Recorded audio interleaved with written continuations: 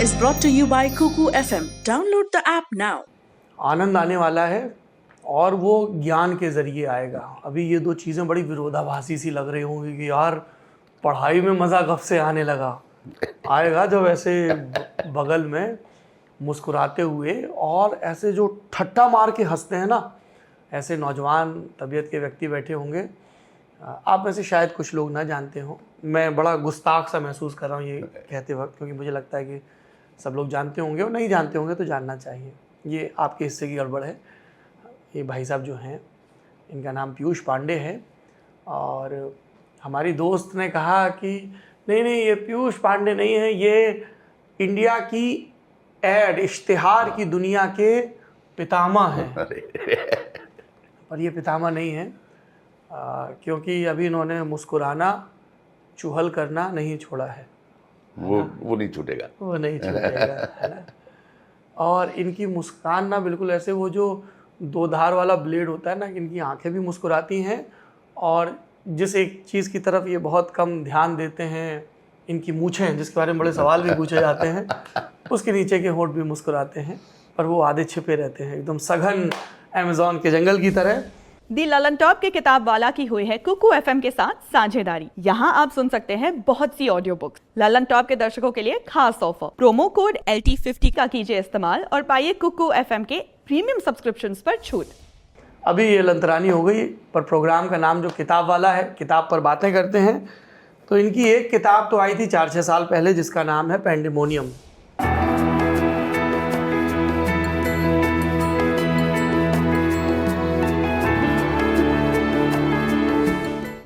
अब कई लोगों को लगेगा कि इनका नाम पीयूष पांडे है, तो उससे ये शब्द डिराइव हुआ होगा, शायद ऐसा हो, पर ऐसा ही है। अंग्रेजी भाषा का शब्द है। और जब कहीं बड़ा केओस हो, प्लंडर हो, है ना। हाँ, मतलब कोराम मचा हो। कोराम का मतलब नहीं है कि हमेशा उस मारपीट वाला हो। तुम्हें जैसे शादी के घर में गदर कटी रहती हाँ, है। वो मेरा घर भी इतना बड़ा था, हमेशा लगता था कि शादी होने वाली है किसी की। हाँ हम 11 लोग थे एक छोटे से घर में। हाँ। मेरी 7 बहनें, हम 2 भाई और माता पिता, और कम से कम 5-6 रिश्तेदार तो हमेशा आके रहते ही थे। हाँ। तो वो इस घर में कभी रोटी गिन के नहीं बनती। तो ये पहली किताब है।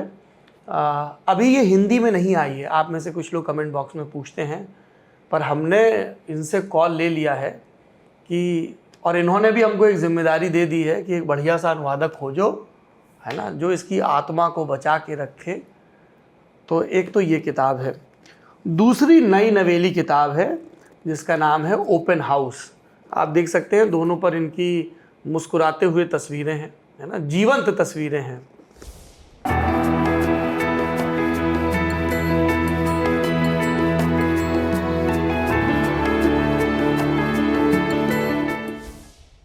और ओपन हाउस में भी बहुत, पेंडेमोनियम में इन्होंने अपनी ऐड की दुनिया का सिलसिला जहाँ से शुरू हुआ और उसके पहले परिवार, क्रिकेट, उन सब के बारे में लिखा। रणजी भी खेले हैं भाई साहब, हल्के में मत लेना। और फिर मिले सुर मेरा तुम्हारा से जो सफ़र शुरू हुआ और जो अभी तक चल रहा है, और मैं उम्मीद करता हूँ कि आगे भी खूब चलेगा, उसके बारे में लिखा। और फिर कई सवाल थे जो दुनिया जहाँ के लोगों ने और हिंदुस्तान के लोगों ने पूछे, तो उसका जवाब है ओपन हाउस में, जिसमें जाहिर सी बात है कि ज़्यादातर सवाल जो हैं वो ऐड की दुनिया से, राइटिंग से, पिच से, सबसे जुड़े हुए हैं। माने हम और आपसे जुड़े हुए हैं, क्योंकि अंततः तो वो हमारी ही चौबारे में आने के लिए व्याकुल हैं वो सारे इश्तिहार।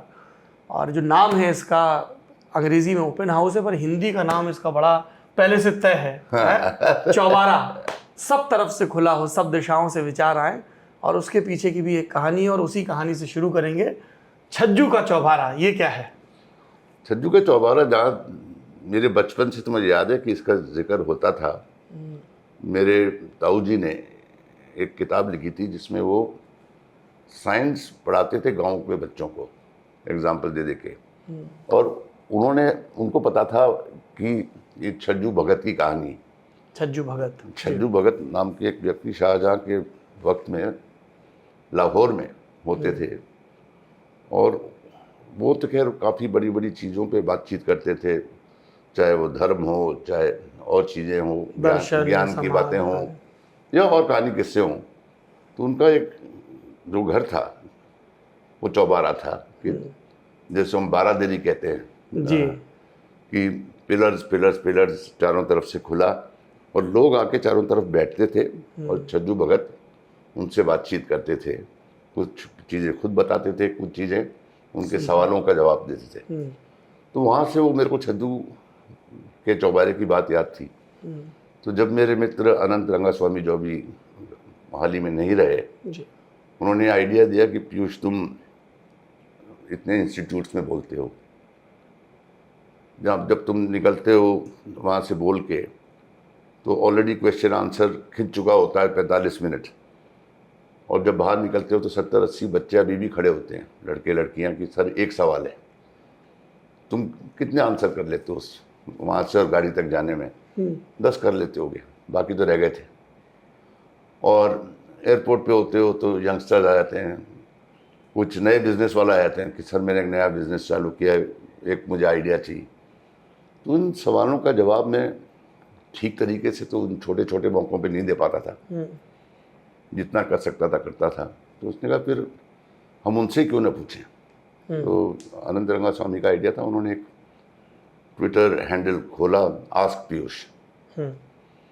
उसमें लोगों ने अपने अपने सवाल भेजे, बहुत सारे लोगों ने भेजे, कुछ कॉमन भी होते हैं कई बार। तो उनको हमने हिस्सों में बांटा कि ये कॉमन चीज़ें हैं, उसको लेके चैप्टर लिखे, हर एक को ये नहीं कहा किसी ने पूछा हो 2 एकम 2 तो उसका आंसर दिया हुआ है, आंसर है 4, नहीं, सबका बना के उनको अध्याय में डाला है, जिससे हर एक के क्वेश्चन आंसर हो जाएंगे बिना ये करे हुए कि ले जी 50 सवाल थे, इसके 50 जवाब। तो क्योंकि इतना खुली वार्तालाप थी तो मेरे को याद आ गई वो छज्जू के चौबारे की कहानी, तो वहीं से ओपन हाउस चालू हुआ। अच्छा, और जो पहली किताब है पैंडेमोनियम, मैं थोड़ा इस चीज़ को लेकर इंट्रिग्ड हूँ कि इनके टाइटल लॉक होने में का क्या प्रोसेस था? आप, रंगास्वामी और कौन कौन, आपकी वाइफ नीता, कौन कोलैबोरेट कर रहा? हम अपने आप करते थे दोनों जने, हाँ यार ये अच्छा लगा, इसको लिख लो, फिर बाद में बात करते हैं शाम को। फिर जब 2-3 पे आ जाते थे तो फिर नीता को पूछ लेते थे कि नीता तुमको कौन सा अच्छा लग रहा है। तो कोई महफिल नहीं जमती थी, नहीं कोई रिसर्च होती थी, वो तुम्हें पसंद ही नहीं है। हाँ, आपने लिखा है will come to that. Research के नाम पे क्या होता है। और उसके बाद में चेक करते थे पेंगुइन से कि भाई किसी और ने तो ये यूज़ नहीं किया है। हाँ, टाइटल तो ब्लॉक नहीं है। हाँ, तो वो अपने आप बता देते थे। उस आसान नाम थे पैंडेमोनियम। तो मेरे फैमिली का एक ग्रुप भी है, हम इसको पैंडेमोनियम बोलते हैं, और वो एक्सटेंशन वही है कि वो मेरा ग्रुप भी एक केओस है। अगर आप पहली बार व्हाट्सएप खोलें सुबह 7:30 बजे, ये समझ लीजिए आप 41वें मैसेज से चालू होंगे, एक कोई चालू हो चुका 4:50 से। तो इससे ज़्यादा खबरें क्या शेयर हो सकती हैं।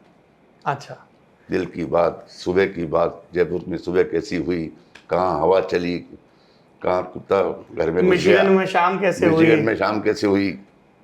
तो काफ़ी मज़ेदार ये फैमिली ग्रुप है। भगवती जी का वटवृक्ष खूब फैल गया है। जी हाँ। है? अच्छा, ये बताइए कि अब यहाँ से अब बातचीत को कई दिशाओं में मोड़ सकते हैं, हमें चौबारे की तरह किसी भी तरफ से दाखिल हो सकते हैं। एक तरीका ये है कि इला अरुण जी जो आपकी बहन है, उनकी वजह से जो आपका आर्ट्स, म्यूज़िक, इन सब से साबका पड़ा, और मुंबई में जो आपका पहला ठिकाना था। एक है जो आप क्रिकेट खेलते थे और क्रिकेटर ही बनना चाहते थे, वो है। और तीसरा है कि जो एक मैंने बहुत लोभ संवरण किया कि मैं शुरू में ही बोल देता कि ये वो व्यक्ति हैं जिन्होंने मिले सुर मेरा तुम्हारा, कुछ खास है हम सभी में, और सारे इश्तेहार गिना देता। पर इन सब से इतर आपने जो दोनों ही किताबों में जिक्र किया है, और मुझे पता नहीं क्यों मुझे महान और सफल लोगों की असफलता की स्वीकारोक्तियाँ बहुत दिलचस्प लगती हैं, है ना। तो जब आपने लिखा ना कई जगह कि यार मुझे तो क्रिकेटर बनना था, नहीं बन पाया तो अब मैं हर बार फ्रेश गार्ड लेता हूँ। तो आई वांट यू कि अगर आप सर उस मोमेंट पे जा सकें कि आप रणजी खेल रहे हैं और अब आपको लग रहा है कि यार मैं तो पैंट सिलाने में ही रह गया। हाँ, तो वो एक हद तक तो हम सब साथ साथ बढ़ रहे थे, बड़े बड़े नाम थे। अंडर 22 का टूर्नामेंट चालू हुआ था पहली बार, CK नायडू अंडर 22। तो उस साल जोन के लिए खेल रहे थे, मैं अपनी जोन के लिए खेल रहा था। अपना ये वेस्ट जोन था या नॉर्थ जोन? मेरा सेंट्रल जोन था। Central zone, sorry. हाँ। और वेस्ट जोन के लिए खेल रहे थे वेंगसारकर और संदीप पाटिल और बड़े बड़े खिलाड़ी जो बाद में बड़े बने जी। कपिल देव, अरुण लाल, ये सब नॉर्थ के लिए खेल ये सब नॉर्थ के लिए खेल रहे थे। हाँ। साउथ के लिए रॉजर बिनी और ये सब खेल रहे थे। हाँ। तो वहाँ से हम उस लेवल तक हम साथ चल रहे थे। उसके पहले आप सेंट स्टीफेंस की लेजेंडरी टीम को हेड कर चुके थे हाँ, और as a captain. Delhi university भी कर चुका था मैं। और रोहिंटन बारिया नाम की नेशनल ट्रॉफी होती है, इंटर यूनिवर्सिटी, इंटरवर्सिटी, वो भी जीत चुका था। तो and you were wicket keeper batsman. I was more a batsman who had to do wicket keeping also. तो उसके बाद में हम लोग सब रणजी में पहुंचे। हाँ। और ये जितने भी बड़े बड़े मेरे दोस्त हैं जो बड़े खिलाड़ी बने, उन्होंने उसको देखा कि ये मौका मिला है यहाँ पे परफॉर्म करने का। हाँ। यहाँ करूँगा तो आगे बढ़ूँगा। मैंने सोचा कि यार अब तो पहुँच गए रणजी ट्रॉफी। वहाँ मात खा गया मैं अपने इस सोच में कि यार ये तो तुम पहुँचे हो, ये अपॉइंटमेंट लेटर है, ये परफॉर्मेंस नहीं है अभी तक। तो वहाँ परफॉर्म नहीं किया मैंने। और फिर बाद में सोचा कि हाँ, वहाँ तक तो तुम बराबर चल रहे थे। उन्होंने मेहनत की और शायद टैलेंट तो था ही उनका मेरे से ज़्यादा, मगर मेहनत की, मैंने मेहनत नहीं की। तो वो याद रहता मुझे कि अगर किसी चीज़ में घुसे हो तो तुम घुसे हो, पहुँचे नहीं हो। पहुँचने के लिए मेहनत करनी पड़ेगी। फिर ये वो फ्रेश गार्ड का वही मतलब है कि नई पारी की शुरुआत गार्ड लेने से होती है। अभी तुमने 100 नहीं बनाए, अभी तुम 0 पे हो, अब खेलना शुरू करो। क्योंकि आपने किताब में लिखा है कि हर दफ़ा जब आपको एक नया असाइनमेंट मिला तब आपने उसको वैसे ही तो किया आपको ऐसे भूलना पड़ता है कि जैसे आपने पहले मैच में 200 रन बनाए थे, मगर ये नया मैच, इसमें वो 200 प्लस लेके नहीं आते हो आप, इसमें आप 0 से खेल रहे होते। तो जब नया मौका मिलता है तो आपको ये याद रखना है कि वो तो कर चुके, उसकी खुशी में इतना मत बहकना कि ये यहाँ पे कर चुके हो, यहाँ पहुँचे हो। और इस क्रिकेट के चक्कर में जब आपका एक बार प्रमोशन नहीं हुआ, आप अपने बॉस के पास पहुंचे, सुरेश मलिक साहब थे। हाँ, तो उन्होंने आपको क्रिकेट की एनर्जी दे दी। क्या था वो मेरे को लग रहा था काफ़ी दिन पहले प्रमोशन होना चाहिए था, कुछ आगे बढ़ना चाहिए था। उनका सिस्टम, मैं आपके लिए पानी मंगवा दूं? ये भी हो जाएगा। हाँ, ठीक। अच्छा। पर सिस्टम अपने हिसाब से चलता है जी। आपने 100 रन बनाए, मैच नहीं खत्म हुआ है अभी और लोग भी खेल रहे हैं। तो उन्होंने वैसे कहा था कि देखो, जो लंबी इनिंग खेलने वाला खिलाड़ी होता है वो एक एक करके रन बनाता है। तो थोड़ा धैर्य से चलो, तड़फड़ाओ मत, होगा तुम्हारा, मगर विचलित मत हो। तो वो भी था कि जो 200 बनाता है वो एक एक रन जोड़ता है। तो ज़्यादा तेज दौड़ने की कोशिश मत करो, चलना सीखो ठीक से पहले। तो आप जयपुर में पले बढ़े, संयुक्त परिवार में, और वो परिवार और राजस्थान बार बार आता भी है। मैं बोलते ही मुझे सबसे पहले फेविकॉल का ऐड याद आ रहा है, जो आपके भाई प्रसून ने डायरेक्ट भी किया है। सारे किए उसने, फेविकॉल के सारे। पिडलाइट तो इनफैक्ट आपको ये बोलता भी था कई बार, आप दूसरा डायरेक्टर सजेस्ट करते थे कि नहीं प्रसून सही हम करते नहीं थे। उनके लोग कहते थे अच्छा 2-3 कोट तो और मंगाओ। तो उस पर मधुकर पारिक जो ओनर हैं उसके चेयरमैन हैं। फेविकॉल जो कंपनी बनाती है उसकी बात करें। फेविकॉल बनाते हैं, डॉक्टर फिक्सिट बनाते हैं, फेविक्विक बनाते हैं, फेविक्विक बनाते हैं, एमसील बनाते हैं। हाँ। तो उनका हमेशा कहना होता था कि "ये क्या 2-3 कोट चाहिए तुमको, तुम सिर्फ प्रसून से बात करो।" तो वो हम सब जुड़ गए हैं, तो उसी के हिसाब से होता है। और प्रसून सिर्फ डायरेक्टर नहीं होता, प्रसून हमारी मीटिंग्स में भी आता है, कई बार आइडिया भी उसके खुद के होते हैं। तो ये एक टीम बन गई। टीम बन गई। आपने बहुत चीज़ों की बात जी। की किताबों में, ये ओपन हाउस में आपने बताया कि कैसे सवालों के जवाब हैं जो हर एक की ज़िंदगी को छूते हैं। सबसे बड़ी चीज़ जो हर एक की ज़िंदगी को अपने छूती है, उस पर मैंने काफ़ी वक्त उसमें लिखा है कि टीम वर्क कैसे होता है, यस, कि आपस की भावना कैसे बढ़ती है, एक दूसरे पे भरोसा कैसे किया जाता है। तो चाहे आप साइकिल की दुकान चला रहे हो, या एडवर्टाइजिंग एजेंसी चला रहे हो, या ONGC के लिए काम कर रहे हो, अकेला कोई मैच नहीं जीतता। हर जगह आपको टीम की ज़रूरत पड़ रही है। आप मेरे को शूट कर रहे हैं, आपके साथ में आपकी टीम है जी, आप ये बात भी नहीं कर सकते और शूट एक साथ नहीं कर सकते। ट्रू।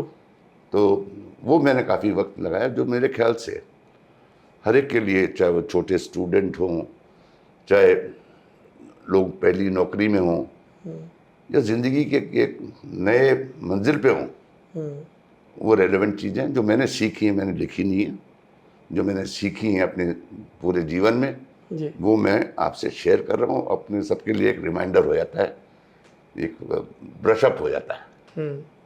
ये आप तो बहुत व्यस्त व्यक्ति हैं, ओगलवी के इतने बड़े इंटरनेशनल असाइनमेंट पे हैं, दुनिया की सबसे बड़ी मेरे ख्याल से एड एजेंसीज में से एक one of the one of the, हाँ, ग्रुप सबसे बड़ा है। हाँ, group is called WPP। WPP। और WPP से देखिए हो क्या रहा है कि मैं ना, ये जैसे ही एक शब्द बोलते हैं तो इतना पढ़ा है किताबों को, थैंकफुली, क्योंकि इन्होंने लिखा। और आनंद रंगवासामी, यही नाम है ना उनका? हाँ, अभी इस दुनिया में नहीं है, हाल ही में उनका देहांत हुआ। पर मैं एक पाठक के तौर पर बहुत शुक्रगुजार हूँ कि उन्होंने इनको घेर के एक हफ्ते के लिए गोवा में पार्क कर दिया। तो पेंडेमोनियम का पहला ड्राफ्ट, और वहाँ से सिलसिला शुरू हुआ।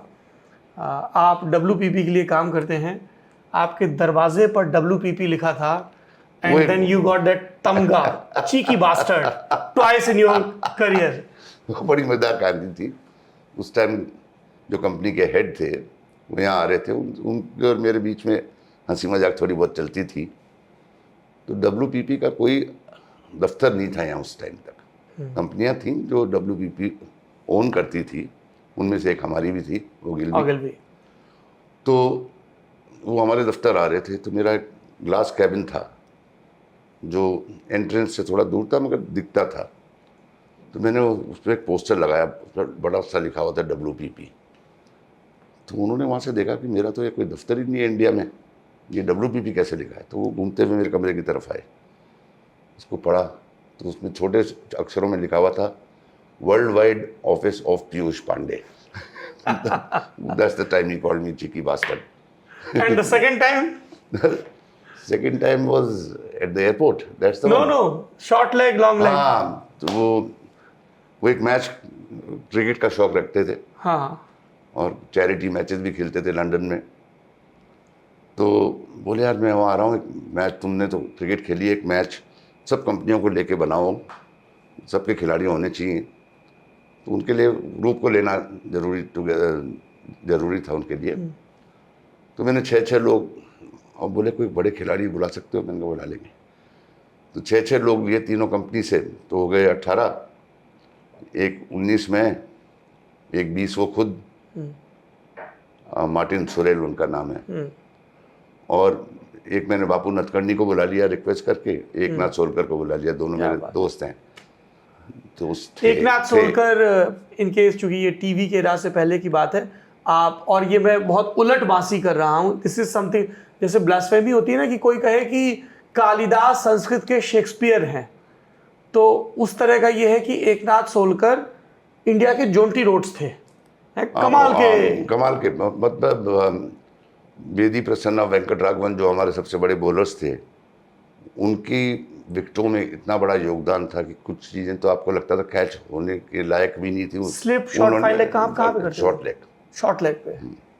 बिल्कुल बैट्समैन के पीछे यहाँ करीब। हाँ वहाँ से आपके पास बॉल से और उन तक डिस्टेंस भी इतना कम होता है, रिफ्लेक्स का टाइम भी कम होता है। मगर वो गजब के फील्डर थे। वो अपनी स्पॉट पे वो जॉन्टी रोड्स जैसे ही थे जितना जॉन्टी रोड्स आउटफील्ड में थे। So, बापूनाथ करनी थे, एक नाथ होलकर ये आगे थे। तो मैंने कहा इन टीमों का नाम क्या देंगे, तुम खिचड़ी बनाई है मैंने 3 कंपनियों की। तो मैंने कहा अच्छा ये मौका मिला है। तो मैंने तीनों में, एक तो मेरी खुद की थी कंपनी, दोनों उनको बोला कि अपने 6 प्लेयर दो, उनकी हाइट भेजो। तो मुझे नॉर्मली लोग मांगते हैं कि यार मैच हो रहा था टी शर्ट की साइज़ भेज दे, ये हाइट क्यों मांग रहा है। तो मैंने कहा भेज दो। तो भेज दी उन्होंने। मैंने हाइट के हिसाब से सबसे जो छोटे कद के लोग थे उनकी टीम बना दी शॉर्ट लेग 11, और जो उनसे ऊंचे थे उनकी बना दी लॉन्ग लेग 11। लॉन्ग लेग 11 कोई मतलब इतनी बास्केटबॉल प्लेयर की तरह लंबी नहीं थी, मगर उनसे लंबी थी। उसका कैप्टन बन गया मैं, और मार्टिन सोरेल को मैंने कैप्टन बना दिया शॉर्ट लेग 11 का, क्योंकि वो कद में छोटे हैं। उन्होंने आगे टीम के नाम देखे, अपना नाम देखा, बोला ये चीकी बास्टर्ड। तो कल पे भी मजाक कर लेते थे हम लोग। एयरपोर्ट वाला भी किस्सा सुना दीजिए, बहुत मजेदार। फिर मेरे को तीसरी बार मिले आपने उनकी फोन कॉल का पैसा बचवाया। मैं जा रहा था, एक बुलाया गया था वर्ल्ड वाइड अवार्ड्स की जजिंग करने। तो उस जमाने में वो लोग बिजनेस क्लास पे करते थे यहाँ से, और जहाँ भी होती थी जजिंग उस टाइम एस्पेन। आप यूरोप होते हुए अमेरिका जा रहे थे। एस्पेन, अमेरिका में भी उस तरफ बिल्कुल एस्पेन। तो बिजनेस क्लास नहीं, फर्स्ट क्लास टिकट मिलती थी। सॉरी, बिजनेस क्लास हम ट्रैवल करते थे, anything over 6 hours, whatever you are, you travel business class. तो फर्स्ट क्लास दिया था उन्होंने, तो मैं फर्स्ट क्लास से गया। उन्होंने कहा चलो यार, आप फर्स्ट क्लास में नहीं बैठे कभी। तो लंदन के लाउंज में मैं वहाँ था, तो वहाँ मार्टिन सोरेल दिख गया। तो मैंने हाथ हिलाया दूर से, उसने भी हाथ हिलाया। तो मैं गया उसके पास, मैंने कहा मार्टिन, जिसके पहले कि तुम पूछो मैं बता देता हूँ कि फर्स्ट क्लास के पैसे वो अवार्ड वाला दे रहा है, कंपनी नहीं दे रही है। बोला मैंने तुमसे पूछा था ये। हाँ। मैंने कहा पूछा तो नहीं था, वो पूछने वाले ज़रूर हो गए, और वैसे भी मैंने तुम्हारे 10-15 पाउंड बचा दिए हैं कि तुम मुझसे नहीं पूछते, तुम मेरे अकाउंटेंट को फ़ोन करके पूछते पैसे किसने दिए। तो बोला चीकी बास्टर्ड। कमाल है। तो ये तो वो जादुई दुनिया है जिसमें आप एक कलंदर हैं, इश्तिहार की दुनिया, क्रिएटिव दुनिया, और ज़्यादातर लोगों को नहीं पता है, उसके उस पर आएंगे। लेकिन आप इस दुनिया में दाखिल कैसे हुए, सिलसिले की शुरुआत कैसे हुई? शुरुआत को करीब करीब 50 साल होने वाले हैं। हम कॉलेज में होते थे, और अरुण लाल और मैं सेंट स्टीफेंस दिल्ली में। तो अरुण लाल मेरे बहुत अजीज दोस्त हैं, और सीनियर भी थे आपके 1 साल। हाँ। तो जब मैंने एंटर किया कॉलेज 73 में, तो वहाँ से मुलाकात हुई, और फिर साथ में खेलने लगे। 2-3 साल में बहुत अच्छे दोस्त बन गए।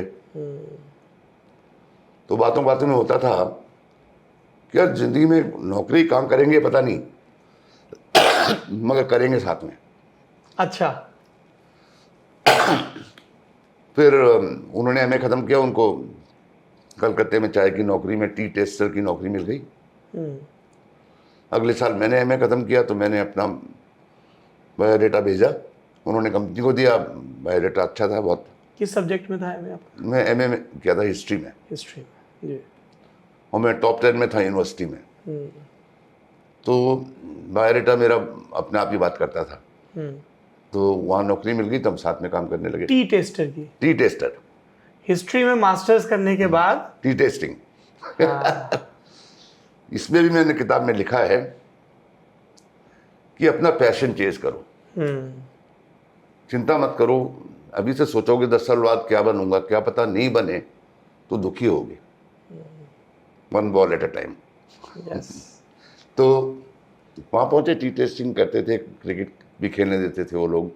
थोड़ा तफसील से बताएंगे भाई साहब, होता क्या? मतलब दफ्तर में बैठे रहते हैं और चाय पीते, क्या करना होता है? देखिए, चाय बागान में बनती है और ऑक्शन में बिकती है। तो टेस्टर का काम होता है आपके बैच जो आपके पास आया है उसको सिर्फ पीने से नहीं मालूम पड़ता है। आप पहले पत्ती का रंग देखते हैं, काली होनी चाहिए, और जो लीफ टीज होती हैं लंबी वाली, उसमें टिप के ऊपर गोल्डन होता है, ओके। तो गोल्डन टिप्स होनी चाहिए। फिर उसको गर्म पानी में ब्रू करा जाता है और अंदर का चाय ऊपर रखी जाती है एक ढक्कन पे।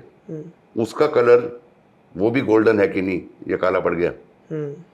उसके बाद में वो टेस्टर, आपका जो सीनियर टेस्टर होता है, वो उसको एक सिप लेता है, मुंह में घुमाता है, गागल करता है, और स्पिटून होता है, इतनी सारी चाय कोई नहीं पी सकता है। और फिर हर चीज़ को जवाब देता है जो एक व्यक्ति लिखता रहता है उसके बैच के लिए, कि सूखी पत्ती कैसी थी, गीली पत्ती कैसी थी, लिकर का रंग कैसा था और टेस्ट कैसा था। That is also called liquor. हाँ, इट्स कॉल्ड लिकर। यानी liquid which is mix with something is called liquor. और हमें लगता था कि हाँ, वो है, वो उसमें इतना सब पत्ती होती नहीं देखनी पड़ती। तो वो ठीक से अगर वो लिकर लगाते हो, पत्तियां अपने आप नजर आती हैं। तो और एक व्यक्ति लिखता है और आप उस सीनियर बंदे के पीछे होते हो और उसी ऑर्डर में चलते हो। जब वो आगे बढ़ते हैं तो आप उसको टेस्ट करते हो और याद करते हो उसने क्या बोला था। और ये सिलसिला दिन में 1-2 घंटे होता था। तो 1.5 साल बाद फिर वो आपको अकेला छोड़ते थे, आज तुम अकेले करो, मैं बाद में करूँगा। तो ये बिल्कुल हलवाई का काम सीखने वाली बात है। अच्छा, हलवाई आपको ऐसे नहीं बताता ये 1 चम्मच ये डाल, वो बोले ऐसे उठाया, ऐसे डाला, वो उठाया अंदाजे से, तजुर्बे से। हलवाई के यहाँ कोई छोटा लड़का काम करना चालू करता है, ऐसे ही सीखता है। उन्हीं रेसिपी बुक की तरह सीखता है। हाँ। आधी चम्मच ये लीजिए, 2 मिनट तक ये गरम करिए। 2 मिनट करिए, तो वो उसको सब मालूम है कितने मिनट हुए कितने नहीं हुए। और वैसे ही सीखते हैं। तो हर चीज़ में थर्मामीटर थोड़ी डालते रहते हैं। टी टेस्टिंग वैसे ही सीखी जाती है, वाइन टेस्टिंग भी वैसे ही सीखी जाती है। तो वो करके आप एक, जब जो अच्छे जानकार बन जाते हैं वो सीनियर टेस्टर बन जाते हैं। पर मैंने 3 साल कंप्लीट कर रहा था, मैं बोर हो गया था कि अच्छा नहीं, 2 घंटे तो वो करते हो, बाकी टाइम उसके बही खाते लिखते हो। हाँ। कि क्या क्या लिखा था, क्या देखा था। तो और क्रिकेट थोड़ी बहुत क्लब खेल रहा था मैं। और अरुण बड़े क्लब के लिए खेल रहा था और बंगाल के लिए खेल रहा था। अच्छा, और उसी दौरान वो इंडिया के लिए सेलेक्ट हो गया। क्या बात है। तो हम एक ही कमरे में रहते थे। कंपनी ने एक बड़ा घर दिया हुआ था जहाँ यंगस्टर्स को तो 2-2 लोग शेयर करते थे। तो जो हमने सोचा था कॉलेज के दिनों में एक साथ ही काम करेंगे, तो बोले, भगवान ने कहा नहीं, एक काम क्या करोगे सालो, रहो भी साथ में। इंटरेस्टिंग। तो वहीं पे अरुण की पत्नी जो थी वो भी हमारी बड़ी मित्र थी। शादी बाद में हुई। तो हम तीनों के दोस्त थे जो एडवर्टाइजिंग में थे, मिलजुल होता रहता था। तो एक दिन उनके घर पे बैठे थे तो उनके एड्स वेड्स पड़े हुए थे टेबल पे। तो अरुण की वाइफ ने बोला, रीना उनका नाम, रीना ने कहा, बडी बोलते हैं हम एक दूसरे को, दोस्त, बडी। बोले, buddy this is what they do. ये तो तू दिन में 10 बोलता है इससे अच्छे, तो एडवर्टाइजिंग क्यों नहीं ट्राई करता है। वहाँ से एडवर्टाइजिंग का आइडिया है। एक ही समझदारी का काम किया मैंने लाइफ में कि मुझे नौकरी मिल रही थी एडवर्टाइजिंग में कलकत्ते में, पर मैंने कहा नहीं, मैं बाकियों से 3 साल देर से चालू होऊंगा क्योंकि मैं 3 साल टेस्टिंग कर चुका हूँ। तो मैं ऐसी जगह जाऊँगा जहाँ आपको सीखने को बेस्ट मिलता है। वहाँ से मैं बिना नौकरी छोड़ के बम्बई आया। बम्बई में आपने पढ़ा होगा किताब में कि मेरी किस्मत अच्छी थी कि इला जी ने मेरे को घर में रहने को जगह दी। उनकी छोटी सी 2 साल की बच्ची और मैं एक कमरा शेयर करते थे। श्रुति क्या नाम है? इशिता। हाँ, इशिता। हाँ। तो नौकरी मिल गई और सीखने को मिल गया और मज़ा आने लगा। नौकरी सीधे ओगिलवी मिल गई? 8-10 लोगों ने मना किया, फिर ओगिलवी में मिल गई। हाँ वो उनको मना इसलिए कर रहे थे, उनको मालूम नहीं था करें क्या इसका। हाँ। क्योंकि बायोडाटा तो उनके बाप ने भी नहीं देखा था ऐसा। अच्छा। क्रिकेट खेला है, चाय टेस्टिंग की है, सारी जिंदगी स्कॉलरशिप पे पढ़ा सेंट स्टीवंस में, हाँ, टॉप टॉपर रहा है। 10 ऑफ द यूनिवर्सिटी में रहा है। मगर उम्र इतनी हो गई है तो इसको शुरुआत में कैसे डालें? हाँ। आगे डाल नहीं सकते। तो अच्छा वाली दी उन्होंने, मुझे ओगिलवी मिल गई। और अगले महीने के अंत में मेरे को ओगिलवी में 40 साल हो जाएंगे। क्या बात है, कमाल की जर्नी।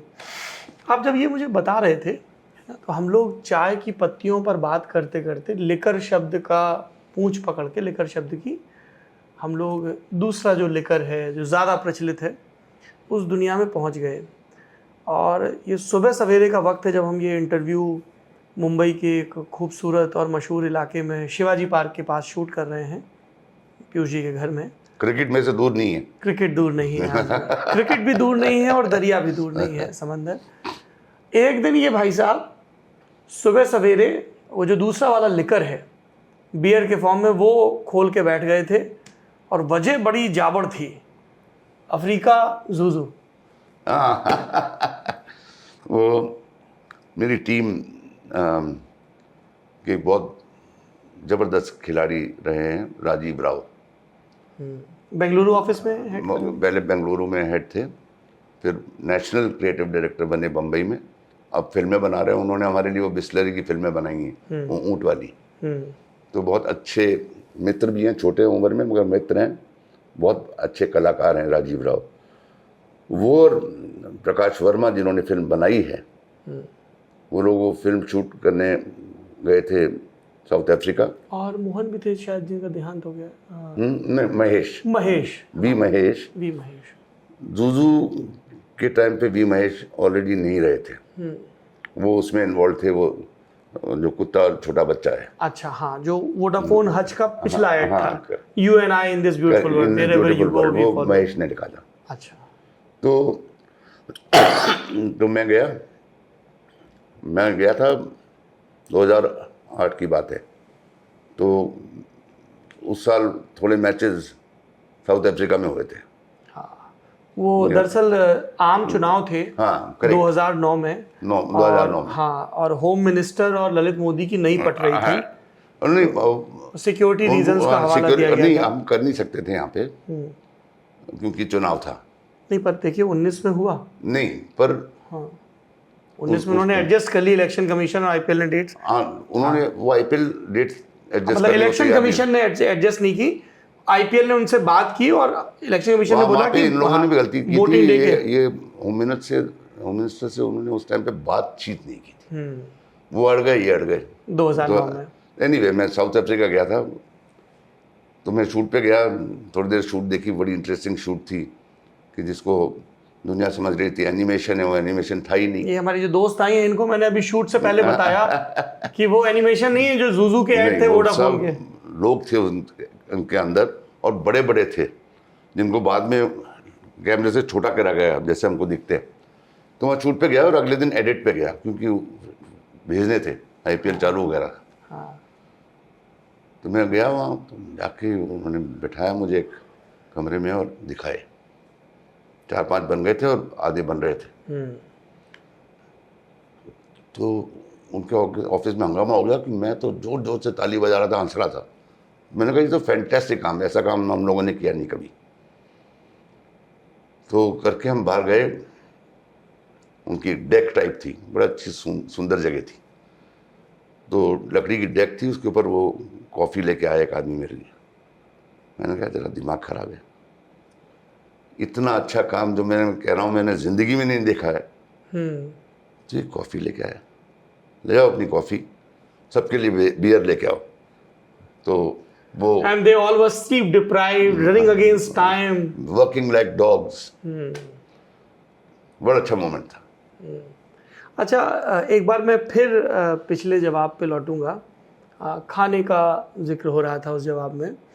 जो आप रेसिपी की बात कर रहे थे कि हलवाई है वो, और जब आप ये बोल रहे थे तो मुझे पीयूष पांडे नाम के हलवाई याद आए जो भिंडी बड़ी अच्छी बनाते हैं और जन्मदिन के तोहफे में भी भिंडी ले जाते हैं। एक ही बार ले गया हूँ जी। और वो अमिताभ बच्चन की 69th बर्थडे थी जी। और मेरे को उनके साथ काम करने का बहुत मौका मिला और उनसे प्यार बहुत मिला है, तो वहाँ जाना था मुझे। मैंने कहा यार अमिताभ बच्चन को आदमी देगा क्या, ये बड़ा मुसीबत का काम है कि जा रहा हूँ उनकी वर्षगांठ पे, तो क्या लेके जाऊँगा मैं। तो बहुत मैंने दिमाग लगाया कि यार कुछ तो करना पड़ेगा, ऐसे कैसे जाओगे। तो मैंने कहा ठीक है। तो मेरी माँ भरवा भिंडी बनाती थी, वो मुझे आती थी, थोड़ी बहुत रिफ्रेश कर ली विष्णु से। विष्णु पीयूष जी के सहायक वो हैं। मेरा मैन फ्राइडे नहीं है, मतलब जनवरी फरवरी ईयर टू ईयर आदमी मेरे साथ 18 साल से है, दोस्त की हैसियत से, मगर सेवा करता है इज मेरी। लाइक घोष्टो। बिल्कुल, घोष तो नंबर 2 है ये। घोष नंबर 2 है। तो घोष तो मेरा पहला आदमी था जो मेरे साथ 20 साल तक था। और जो इनके बनाए इश्तेहारों पर इनको बड़ी बेबाक राय देता था कि अच्छा ये वाला आपको अवार्ड दिलाएगा पर इस वाले से प्रोडक्ट बिकेगा। हाँ, वो सही होता था। यस। तो मैंने वो भिंडी बनाई एक डब्बे में। तो ये थोड़ा भरवा भिंडी में क्या बेसन वगैरह भी इस्तेमाल होता है या मसाले की फीलिंग इसमें क्या? ज़्यादातर एक तो सौंफ का पाउडर होता है।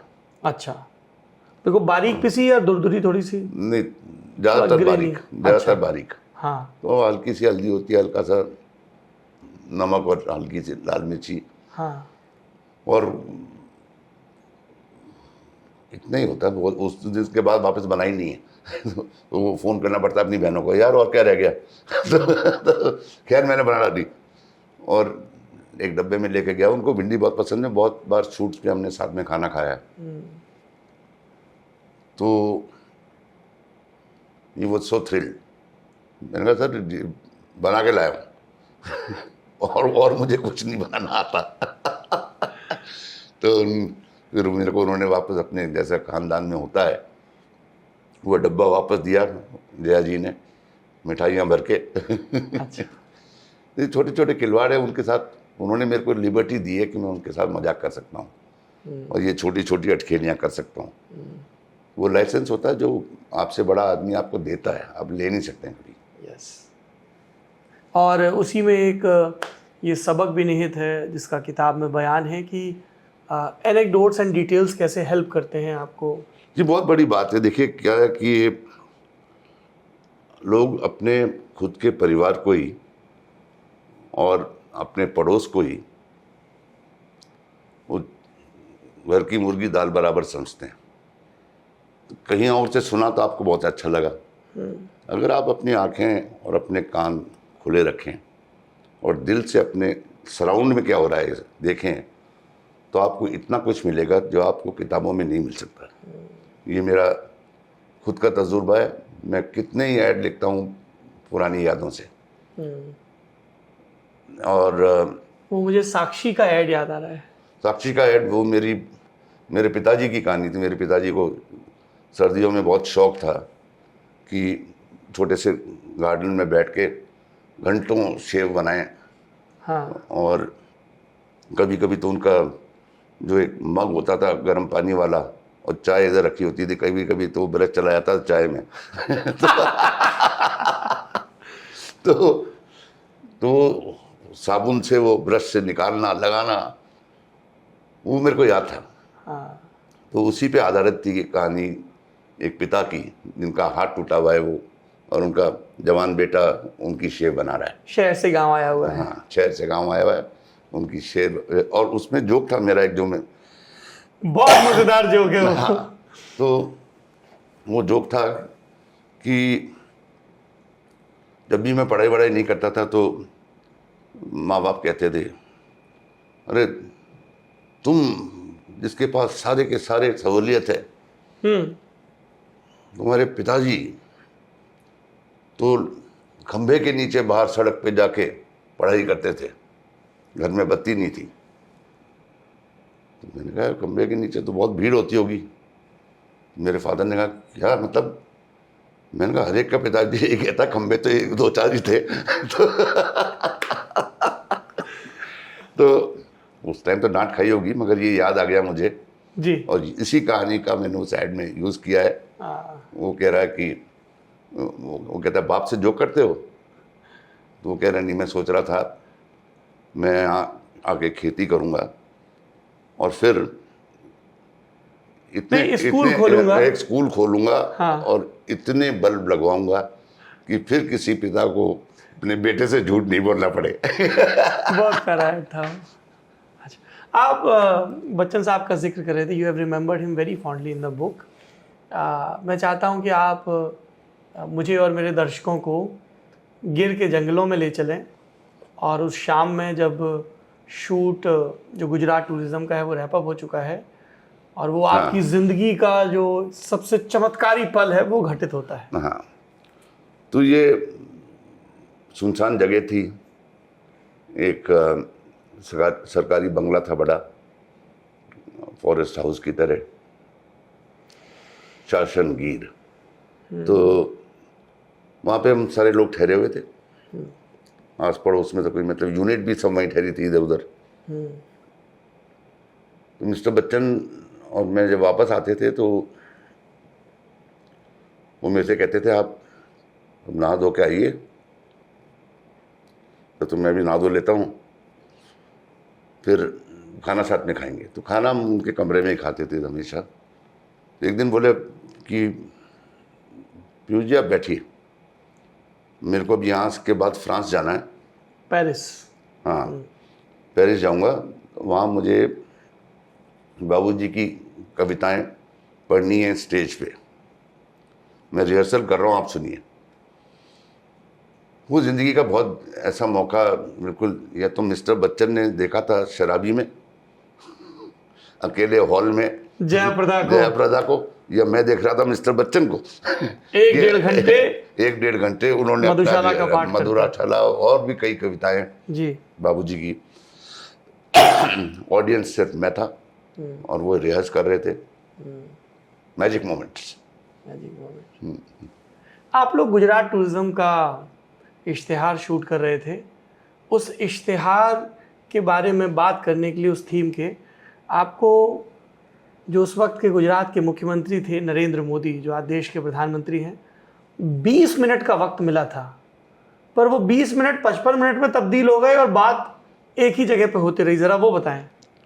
तो मेरी बातचीत करवा रहे थे मुख्यमंत्री से, तो जो सरकारी अफसर थे तो उन्होंने कहा देखो मुख्यमंत्री बहुत बिजी होते हैं, तो अपन को स्लॉट मिला ये 20 मिनट का। मैंने कहा 20 मिनट, मेरे को तो 9 स्क्रिप्टें सुनानी है, 20 मिनट में कैसे होंगी? बोले ये तुम्हारी प्रॉब्लम है। तो मैं गया, मैं बैठा तो बात ही गिर से शुरू हुई। और इतना जानकार और पढ़ा लिखा व्यक्ति मैंने जो मार्केटिंग हेड्स को भी नहीं देखा। वो गिर पे बताने लगे, फिर गिर का बैकग्राउंड बताने लगे, फिर वो नागा साधुओं के बारे में बताने लगे, वो गिर के पहाड़ के बारे में बताने लगे, फिर बहुत देर तक, और इतने मतलब कोई कागज नहीं, कोई कुछ नहीं। तो फिर 40-45 मिनट बाद मेरे से बोले यार तुमको तो ऐड 1 मिनट में लिखना है और मैं तो बोले चले जा रहा हूँ। मैंने कहा सर आप बोलते जाइए, मेरा काम है उसमें से हीरे चुनने का जी, जितना आप मुझे सुनाएंगे उतने मुझे मिल जाएंगे। वहाँ से शुरुआत हुई थी। कई चीज़ें, जैसे वो इंसान और जानवर एक साथ ही मिलजुल से रहते हैं उस गिर के जंगल में, वो सब चीज़ें मैंने वहाँ से उठाई। वो बारीकियों में जो है वहाँ ज़िंदगी बसती है। God lies in details. तो वो दैट वाज, समझ लीजिए कि वो God was explaining details to me and I was noting down. तो वो अच्छा तजुर्बा था बहुत। फिर बाद में और भी डेस्टिनेशंस पे बात हुई, मगर इतनी डिटेल, इतना पहलू एक कोई ऐसी ब्रीफिंग नहीं कर सकता है। इससे पहले कभी किसी मुख्यमंत्री ने आपको किसी इश्तिहार के बारे में ब्रीफ किया था, पिच के बारे में? मुख्यमंत्री कभी इतना करते ही नहीं है। They don't get involve that. हाँ, वो आएंगे, अब आप एक प्रेजेंटेशन शुरू में कर दोगे, एंड में आपको फाइनल रिजल्ट दिखा दोगे। मुझे ये व्यक्ति इन्वॉल्व था इनटू इट। एमपी टूरिज्म किया यशोधरा राजे के वक्त, वो भी बड़ा दिलचस्प प्रयोग था। एमपी अजब है, सबसे गजब है। वो यशोधरा जी अपने आप दिखाती होंगी मुख्यमंत्री को, अच्छा। बट वो टूरिज्म मिनिस्टर थी। यस, उनको उनके साथ इंटरेक्शन होते थे। और बड़ा कमाल काम किया आप लोगों ने। बजट कंस्ट्रेंट था तो बायोस्कोप में ही तस्वीरें दिखा के। कई बार वो क्या है, मुसीबत के अंदर आपको सोना मिल जाता है। तो उस कहानी में था कि हमने कहा कि अच्छा, आपने हमको अपॉइंट कर लिया है तो अब हम फिल्म शूट करेंगे आपके लिए।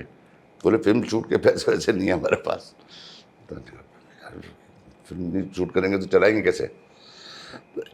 मैंने कहा चलिए स्टिल फोटोग्राफी कर लेंगे। बोले उसकी भी नहीं है। मैंने कहा यार तो करेंगे क्या? तो मैंने कहा आपके पास कोई, तब तक मैं सोच रहा था आइडियाज़। मैंने कहा अच्छा ठीक है, आपके पास कोई पुरानी स्लाइड्स तो होंगी? बोला पुरानी स्लाइड्स हैं, उसमें से एक आध जगह वो डॉट वॉट भी हैं तो सही ना? बोला है, ये लो। तो वो आइडिया मैंने बायोस्कोप का लिया था कि वो, और गाना लिया था अगेन, वो मेरे पिताजी सुनाते थे। उस गाने से इंस्पायर होकर मैंने वो लिखा था। पिताजी क्या गाना सुनाते? मैं बताता हूँ आपको। तो वो सुनाते थे हमको, नल्लू की दुकान देखो, वल्लू पहलवान देखो, ये देखो दरियाई घोड़ा, ये देखो सारस का जोड़ा, हवा में उड़ती रेल देखो, आँख चोली खेल देखो। ऐसे करके चलती थी वो। तो मैंने उसी से इंस्पायर होकर बायोस्कोप में ये फोटोएं डाल दी। और एक बायोस्कोप जैसे कोई देख रहा हो, और ये गाना रिकॉर्ड कर लिया था हमने। हाँ, चांदी का महल देखो, हाथी उससे झालर से लटकते हाथी देखो, ये देखो वो देखो, हिंदुस्तान का दिल देखो, मध्य प्रदेश। वहाँ से शुरुआत हुई थी। वो वहीं से हिट हो गया था। और मध्य प्रदेश के टूरिज्म ने बड़ा अच्छा काम करवाया फिर, और चलाया, और उसका उनको नतीजा भी मिला बहुत अच्छा। अच्छा, एड गुरु पीयूष पांडे अमूमन इस बात की मुखालफत करते हैं कि इश्तिहार में ब्रांड का नाम ना आए, और आए भी तो बड़ा लास्ट में आए, मतलब उसकी बार बार रिपीटिशन ना हो कि निर्मा ऐसे वो ना आए, है ना, इस चीज़ का। पर कुछ अपवाद भी हैं, जिसमें एक तो ये है जिसमें एमपी अजब है इसकी बार बार आवृत्ति है। एक और इश्तिहार है जो आपकी one of the subsidiary company Soho square ने बनाया, अब की बार मोदी सरकार। मैंने लिखा था। हाँ, तो वो मैं उसका प्रोसेस समझना चाहता हूँ। ये वो तो आसान था। जैसे जब उन लोगों ने ब्रीफिंग की तो वो अपना होमवर्क करके आए थे जी, अच्छी खासी रिसर्च करके आए थे। किसने की थी ब्रीफिंग? अरुण जेटली जी ने। ओके। उनके साथ में और पीयूष गोयल थे, निर्मला जी थी, बीच बीच में रविशंकर प्रसाद भी थे, और टीम थी। तो अरुण जी ने बताया था उसमें से, नीलसन रिपोर्ट से, कि बीजेपी की रेटिंग तो अच्छी थी ही जनता से, मगर मोदी जी की रेटिंग बीजेपी से भी ऊपर थी। तो उसमें साफ साफ नजर आ रहा था कि अगर आपका एक बैट्समैन टीम का झंडा लेके चल रहा है तो उस झंडे को लेके चलो। तो अब की बार मोदी सरकार came very simply from there only, जो अपन कह रहे थे ना फिर साधारण भाषा में। तो उसमें यही था कि शुड इट बी अब की बार बीजेपी सरकार और अब की बार मोदी सरकार, पर वो ऑब्वियस था। और वो जो 2014 के cricket world cup, T20 world cup था मेरे ख्याल से, उसके बीच में जो इश्तिहार आते थे कि एक टीम का तो कप्तान ही नहीं है टॉस के लिए, वो आइडिया कैसे आया? वो ऐसे आया था कि हमको बताया गया था कि T20 पे इन्होंने टाइम लिया है। तो T20 में होता है आपको 20 सेकंड ही मिलते हैं। तो और ये वाले सीरियस ऐड थे, क्लोज अप फेस। हाँ, तो वही मैंने प्रेजेंट किया था पीयूष गोयल जी को और फिर बाद में अरुण जेटली जी को। मैंने कहा देखिए वहाँ पे माहौल अलग है उसको देखने का, वो मैच है, वो उत्साह है, उसके बीच में हम अपना वो कैंपेन नहीं चला सकते जो कि दुख दर्द के बारे में है। तो मैं इसके लिए अलग कैंपेन बनाऊंगा, 20 सेकेंडर्स बनाऊंगा एनिमेशन करके। तो बोला ट्राई करो, मैंने बना दिया। तो वो थे, कॉमेडी चल रही है कि एक टीम आ गई है, अंपायर बड़े उलझन में है कि दूसरी टीम का कैप्टन ही नहीं है। तो उसमें वो लाइन भी ऐसे आती है जिसमें बिना कप्तान की टीम जाएगी हार, इसीलिए अब की बार मोदी सरकार। तो इस टाइप के 20 बनाए थे मैंने और उनको अच्छे लगे, उनको समझ में आ गया कि हाँ यहाँ माहौल अलग है, ये सटायर है एक कार्टूनिस्ट की तरह। कौन कहता है कि एक अखबार में खबरें और सटायर दोनों नहीं हो सकते। ये बड़े हिम्मत का काम था। मैं सलाम करता हूँ उनको कि आई डोंट थिंक मेरी लाइफ में मैंने एक इलेक्शन कैंपेन देखी है कहीं से भी जो एनिमेशन लेके सटायर कर रही हो। एक और नेता हैं अरविंद केजरीवाल, उन्होंने भी आपको अप्रोच किया था लेकिन आपने इनकार कर दिया उनका कैंपेन करने से। 2015 की बात है। हाँ, वो 14 के बाद की बात है। हाँ, 15 में दिल्ली में चुनाव थे। हाँ, उस टाइम की बात होगी। उसकी क्या वजह रही? आपने किताब में जिक्र किया इसलिए पूछ रहा हूँ। हाँ, नहीं मैं बता रहा हूँ तो उस पर बोल सकता हूँ तो आपको बता सकता हूँ। बिल्कुल। तो उन्होंने बुलाया था, मैं गया था मिलने। तो वो बीजेपी को बता के गया था, देखो तुम बाद में मुझे मत बोलना, तुम तो उससे मिल रहे थे, मैं जा रहा हूँ मिलने, तुम जानते हो, क्योंकि मिलना मेरी उससे कोई दुश्मनी नहीं। ऐसा कोई क्लॉज होता है क्या कि जैसे आप बीजेपी का कैंपेन कर रहे हैं, 2014 ओवर हो गया तो? नहीं, ऐसा कोई क्लॉज होता नहीं है। हाँ, होता है क्लाइंट्स के साथ होता है कि एक्सक्लूसिव। बीजेपी के साथ भी प्रोजेक्ट कर रहे हो तो प्रोजेक्ट तो एक्सक्लूसिव होगा। हाँ, मगर लॉन्ग स्टैंडिंग नहीं होता। अगली बार अगर उनको ज़रूरत होती है वो पूछते हैं, फिर हम जाते हैं। इन बीच में कोई एग्रीमेंट नहीं है कि मैं ये नहीं कर सकता, वो नहीं कर सकता। प्रोजेक्ट के दौरान तो बिल्कुल नहीं कर सकते आप। तो मैं बता के गया था कि मिलने जा रहा हूँ, क्योंकि कोई दुश्मनी नहीं है किसी से, और किसी को कह दो नहीं मिलूंगा तो वो बदतमीजी हो जाती। तो मैं गया, उन्होंने पूछा, तो मैंने यही पूछा उनसे, देखिए आप मेरे को हर एंगल से देख लीजिए, कहीं से भी मैं आपको प्रशांत किशोर लगता हूँ क्या? तो प्रशांत किशोर तो यहाँ से वहाँ, वहाँ से वहाँ, वहाँ से वहाँ जा रहा था। तो मैंने कहा कहीं से मैं आपको प्रशांत किशोर देखता हूँ। मैंने कहा बात समझ में आ गई। मैं आपने केजरीवाल को कहा? हाँ, मैंने कहा आपने बुलाया था मुझे वाटर प्रोजेक्ट के लिए, अब आप मेरे से कह रहे हैं political campaign. I am committed, so I am not Prashant Kishor. Thank you very much for calling me here, okay bye. अच्छा, ऐसा रहता है क्या पीयूष जी कि आपकी अपनी, हर व्यक्ति की, हर नागरिक की होती है अमूमन, पॉलिटिकल लाइकिंग और डिसलाइकिंग से भी ये, मतलब आपका खुद कन्विंस होना कितना ज़रूरी है किसी भी प्रोडक्ट या पिच को अडॉप्ट करने के लिए? आत्मा वहीं से निकलती है। आप चाहे यूज़र नहीं हो, मगर आप प्रोडक्ट में बिलीव करते हैं। विमेन सैनिटरी नैपकिन के ऐड किए हैं। Obviously as a male I am not a user, but I understand कि माँ बहनें तो हमारे भी घरों में है ना। I understand the product and I know कि अच्छा प्रोडक्ट है, ये मुझे उन लोगों तक पहुंचाना है। तो ज़रूरी नहीं है हर आदमी हर चीज़ का इस्तेमाल कर सके। हमारी कंपनी ने रोल्स रॉयस के ऐड भी बनाए। अब मैं कहाँ से ले आऊँगा एक रोल्स रॉयस चलाने के लिए? तो आपको ये देखना पड़ता है कि जो ये चीज़ कह रहा है, जिसके लिए कह रहा है, वो अच्छी बात कर रहा है, और मैं इसको अच्छी प्रकार से कम्युनिकेट कैसे करूं उसको। मैं अपने आप को नहीं बेच रहा हूं, क्योंकि मेरे पास तो पैसे ही नहीं उसकी, ये ज़रूरत नहीं है। मगर जो डिफाइंड टारगेट ऑडियंस है उनको सेंस लगना चाहिए इसमें। ये आपने कहा कि एक तो सोल, वो वाला कनेक्ट होना चाहिए, और पैसा तो मुझे वो कैंसर वाला कैंपेन याद आ गया, है ना, कि हाँ करेक्ट। वो थोड़ा बताएं, क्योंकि कोई रिसोर्स नहीं, कुछ भी नहीं, बस शेयर कन्विक्शन।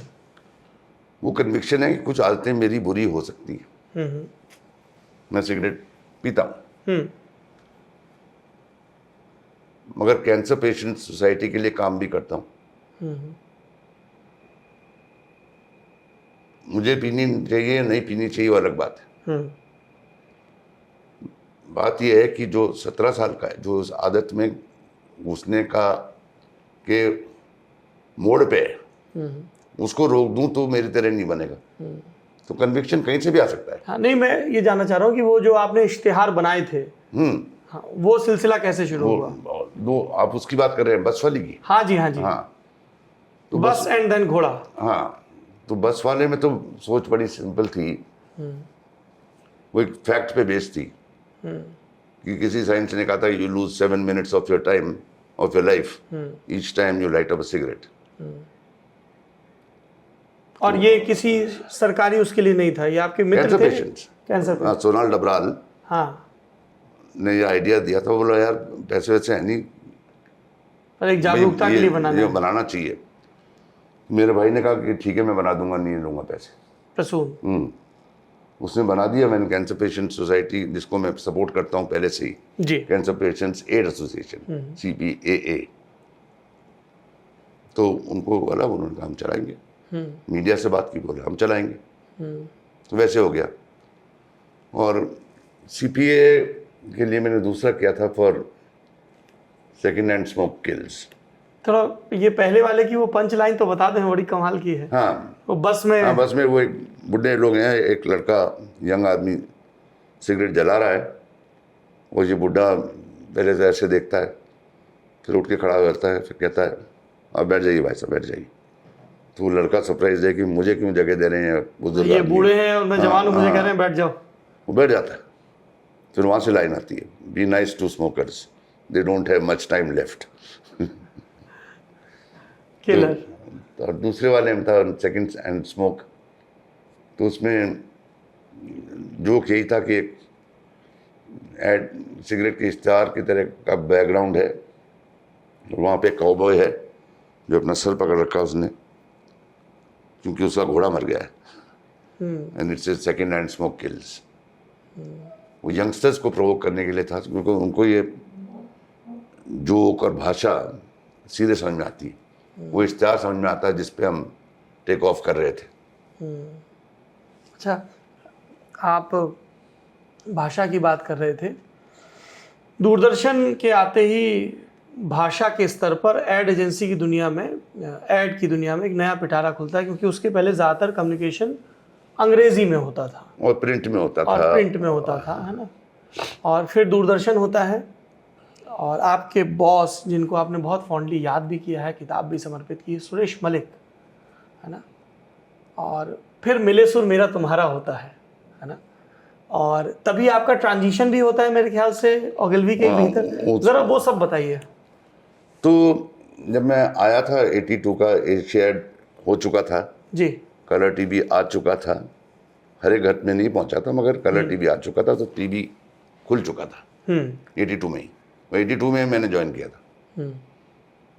तो पहले मैं मैनेजमेंट साइड पे था 3 साल 4 साल, क्रिएटिव साइड पे नहीं था। वो 1.5 साल के अंदर बाकी लोग मेरे पास आने लगे, यार मेरे टेलीविज़न ऐड में प्रॉब्लम हो रही है, तुम कर दो।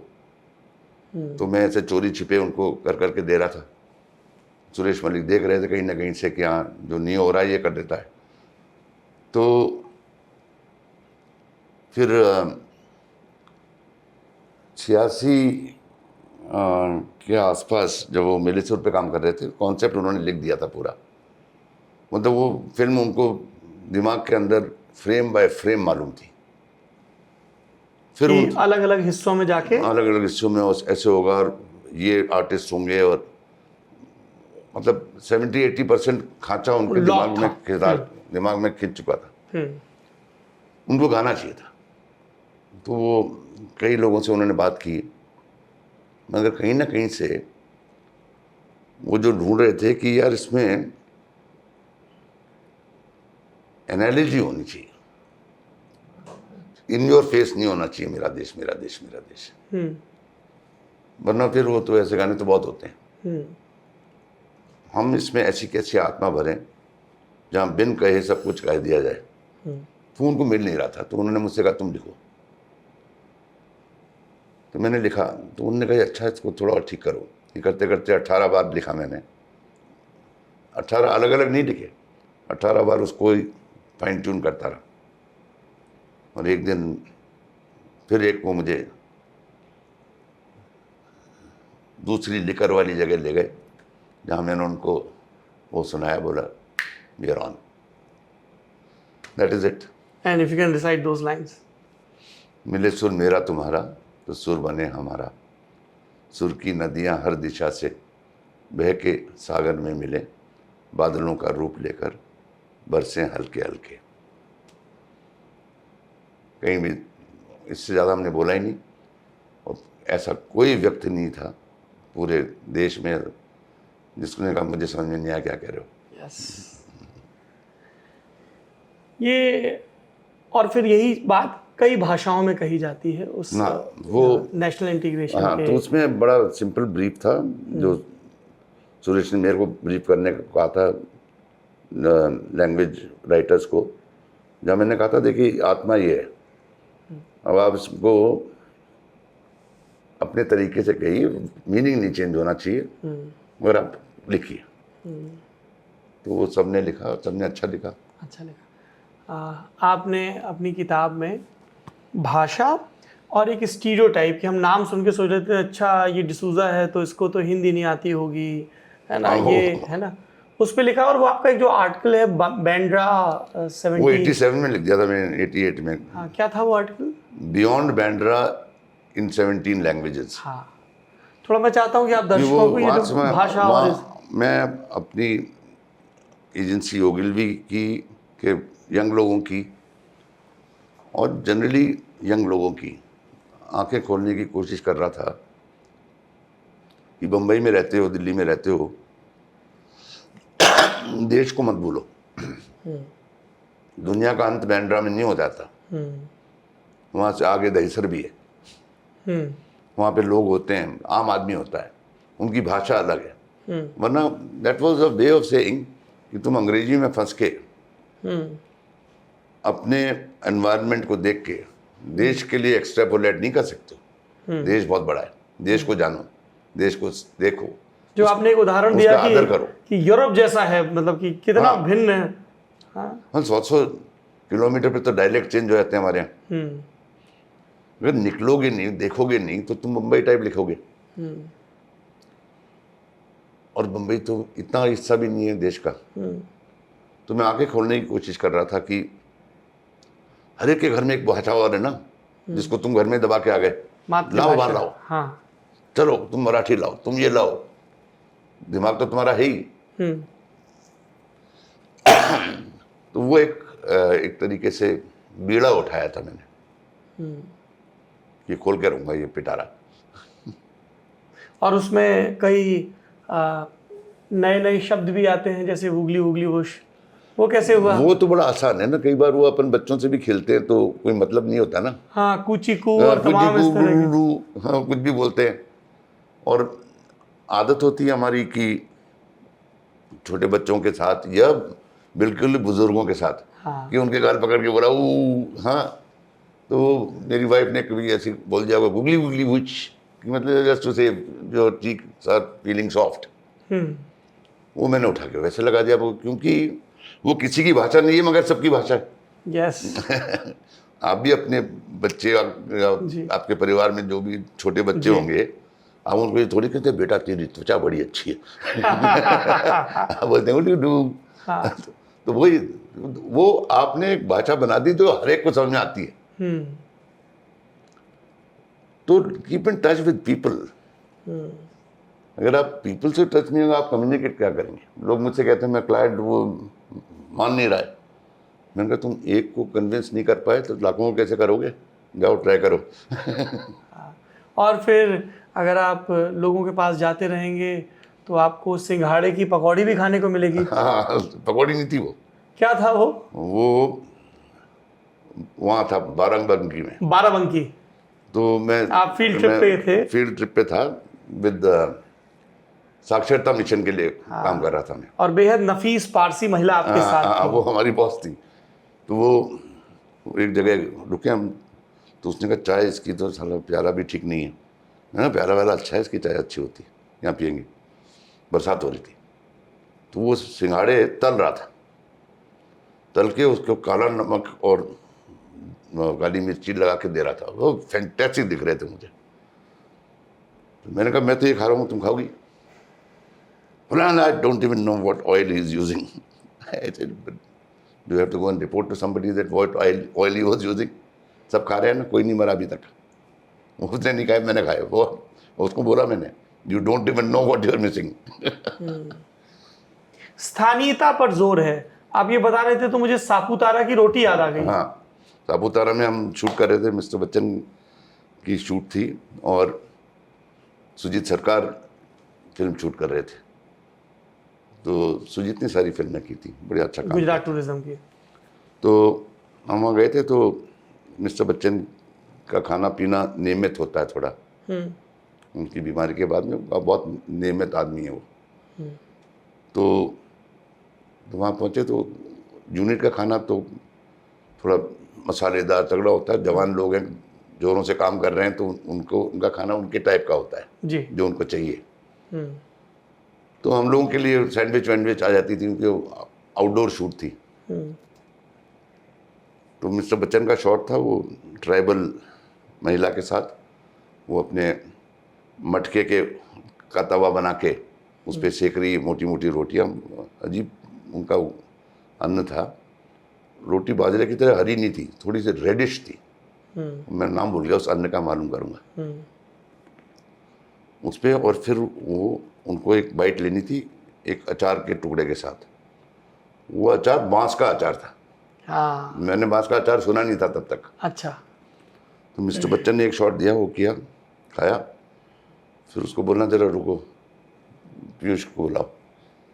तो मैं गया, बोले यार तुम इनकी सैंडविच वैंडविच मत खाना, इसकी रोटी और अचार फैंटास्टिक है, अपन दोनों ये खाएंगे। तो बहुत मज़ा था उन चीज़ों में। हमने वही किया। जब हम अभी बाराबंकी के सफ़र पे गए वो सिंघाड़े खाने के लिए, तो आपने कहा कि वो राष्ट्रीय साक्षरता मिशन के लिए सफ़र था।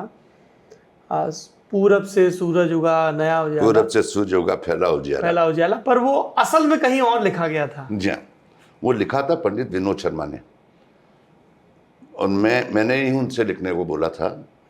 एक सनलाइट साबुन तो सब लोग जानते थे, सनलाइट डिटर्जेंट सोप लॉन्च किया था हिंदुस्तान लीवर ने। तो उसकी जो लॉन्च कॉन्फ्रेंस होती थी उसमें हाँ, मैं उसके अंदर एक सनराइज क्रिएट करना चाहता था और भरतनाट्यम डांसर से सूरज को प्रार्थना अच्छा का डांस सीक्वेंस रखना चाहता था जी, और उसके लिए गाना चाहिए था। तो पंडित जी ने लिखा था, पूरब से सूर्य उगा फैला उजियारा, जागी हर दिशा दिशा जागा जग सारा, धरती ने ओढ़ लिया किरणों का आंचल, जग थल नभ सब में फैली सब हलचल, धरती का रूप ने संवारा, पूरब से सूर्य उगा फैला उजियारा। तो वो हमने यूज़ किया था, और एक वन टाइम यूज़ होता है, कॉन्फ्रेंस हो गई, ख़त्म हो गया। तो जब मैं साक्षरता के लिए लिख रहा था, वापस सुरेश मलिक ने मेरे से कहा, देखो ए फॉर एप्पल मत लिखना, आत्मा कहीं से ढूंढ के लाओ। तो मैंने कहा यार आत्मा तो वहाँ है अपने पास, पूरब से सूर्य उगा फैला उजियारा। उसमें ये नहीं है कि बेटा वो लिखो। तो मैंने हिंदुस्तान लीवर से कहा कि वो मैंने आपके लिए दिया था जिसके आपने पैसे दिए थे, और आपके किसी काम का नहीं है, मगर ये देश के काम का हो सकता है, आप मुझे परमिशन देंगे वो ले लो। उन्होंने दे दी। मैंने गाना कविता कृष्णमूर्ति और सुरेश वाडकर ने गाया था वो गाना। वो गाना मैंने ऐसे कैसे लेके फिल्म में यूज़ कर लिया। 5-6 साल वो फिल्में चली, हमने बहुत सारी फिल्में बनाई साक्षरता पे, अच्छी कैंपेन थी। पीयूष जी, आपने अपनी किताब में इस चीज़ पे बड़ा जोर दिया कि AV इट्स ऑडियो विजुअल, ज़्यादातर जो क्रिएटिव लोग हैं वो विजुअल पे बहुत फोकस रखते हैं, स्टोरी बोर्ड पे। म्यूज़िक अच्छा स्टॉक से ले लेंगे, और आपने बड़ा इसको कि नहीं साहब म्यूज़िक को लेके भी, और फिर आपने वो राजीव और इनसे जो संवाद है कि भाई बहुत अच्छा तुम लोगों ने ऐड बनाया, पर इसका हच वोडाफोन का ये जो पग वाला है गाना कहाँ है? तो क्या है कि अगर ऑडियो विजुअल कहते ही हैं अपन, तो दोनों चीज़ों पे ध्यान देना जरूरी है ना, क्योंकि आदमी पिक्चर देखने जाता है और पिक्चर अच्छी लगती, बोले म्यूजिक बड़ा बकवास था, या बोले गाने बड़े अच्छे थे, पिक्चर बड़ी बकवास थी। तो हम नहीं चाहते कि आपके साथ ऐसा हो कभी, कि आपने जो बनाया उसको एक से दूसरे को प्रेरणा मिले और ओवरऑल रिजल्ट को डबल हो जाए। तो अच्छा आपको विजुअलाइजेशन आया है तो अच्छा ऑडियो भी सोचो जो उसको उठाए ऊपर। तो उसी सिलसिले में मैंने ये चर्चा की थी, और फिर वो राजीव और महेश ने जब बनाया था कुत्ते और उस वाला you and I in this beautiful world, तो मैंने देखी पिक्चर। किसने लिखा, किसने वो नहीं बता रहा हूँ अभी आपको। तो विजुअल देख लिया था मैंने उस दिन, फैंटास्टिक था, वो वर्मा ने शूट की थी। तो मैंने कहा बड़ा अच्छा है साउंड ट्रैक, बोला वो कहीं से ले लेंगे। मैंने कहा ले क्यों लोगे, तुमने तो इतने दिल से काम किया है, ये कोई बड़ा साउंड ट्रैक नहीं है, लिखो ना इस पे गाना लिखो। तो उसने महेश ने कहा बोले यार I am not a lyricist, ऐसे कोई लिरिसिस्ट पैदा थोड़ी होता है, you are a creative person, I was also not a lyricist, मैंने लिख लिया मेरे सुर मेरा तुम्हारा, तो लिखो ना, ट्राई करो आज, तू लिख सकता है। उसने रात को जाके लिख दिया you and I in this beautiful world, उन्होंने जाके रिकॉर्ड कर लिया, रेस्ट इज हिस्ट्री। उसके बाद में उससे मजाक करता था, मैंने कहा अपना वहाँ तो जावेद अख्तर लिखते हैं, ये हमारा तो इंग्लिश में लिखता है, हमारा इंग्लिश राइटर, इसका आज से नाम है जॉनी अख्तर। ये तो आई एम होपिंग कि you are not working against the deadline की नहीं रात भर में लिखो, एक रात और एक्स्ट्रा मिल सकती थी। लेकिन एक वाकया ऐसा है जब आपको हवाई में छुट्टियां छोड़ के आनी पड़ी और आपने बड़ी आइकनिक लाइंस लिखी बोर्डिंग पास के पीछे। वो 1993 की बात है, मैं पहली बार हवाई गया था, छुट्टी पे गया तो था अपनी बहन के पास मिशिगन, उनके साथ दिवाली मना रहे थे मैं और मेरा भाई और उसकी पत्नी, और फिर हम हवाई चले गए थे। फिर वहाँ से सामान वामान वहीं मिशिगन में छोड़ के आए थे क्योंकि दिवाली के लिए वापस जाना था। वहाँ मेरे उस टाइम बॉस थे रंजन कपूर, उनका फ़ोन पहुँच गया मेरी बहन को मिशिगन में कि उसकी बहुत ज़रूरत है, उसको आना पड़ेगा। मेरी बहन ने ढूंढ डांट के हमको हवाई में निकाला, बोला तुम्हारा ऐसे ऐसे फ़ोन आया, तुमको जाना है। मैंने कहा यार क्यों जाना है, ऐसे में बड़ी सामान मेरा वहाँ है, मैं दिवाली पे आया। बोला नहीं, इतने अगर बुलाया तो तुमको जाना चाहिए। You are about to lose Cadbury's account. I am coming there. So we were put on a pitch. When a regular agency is put on a pitch, then you are under threat. You can lose. थोड़ा इसको अगर आप और बिल्कुल आम दर्शक जो इस दुनिया से वाकिफ नहीं एक्सप्लेन कर सकते कि आप किसी के साथ काम करते हैं, समझ लीजिए आप किसी के घर में हलवाई है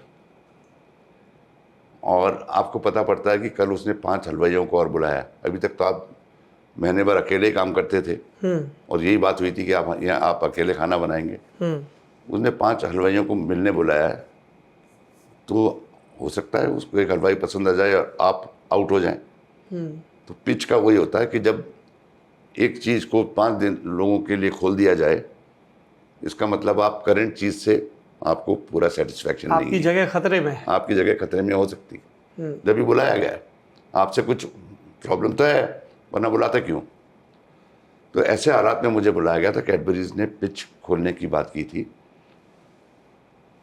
तो मैंने कहा था ब्रीफ क्या है, तो उन्होंने फ़ोन पे मेरे को बताया था कि ब्रीफ सिर्फ यही है कि जो लोग, जब बच्चे बड़े होते हैं 10-12 की उम्र से निकल के 15 साल के होते हैं, तो उनको लगता है कि अभी मैं पब्लिक में ये चॉकलेट खाता देखा जाऊंगा तो मैं बच्चा समझा जाऊंगा, क्योंकि हमारी एडवर्टाइजिंग भी पहले उस टाइप की थी, क्योंकि बच्चे 70% कंज्यूमर थे कि उसने कुछ अच्छा कर दिया तो चॉकलेट दे दी, होमवर्क नहीं किया तो बोले नहीं दूंगे। तो it was a manipulating thing. उसको खोलना था, यूनिवर्सल करना था, क्योंकि लोगों को तो पसंद थी मगर खुल के नहीं खा रहे थे। तो उसी पे मेरे को आइडिया आया था कि there is a child in each one of us, no matter how old we are. उसी पे मैंने बोर्डिंग ये आपने कार्ड के फ्लाइट में पीछे, ही हाँ, बोर्डिंग कार्ड के पीछे लिखा था गाना, और उस टाइम पहली बार इंग्लिश में लिखा था, और यहाँ आके रिकॉर्ड करके फिर मैंने उसको हिंदी में लिखा। अच्छा।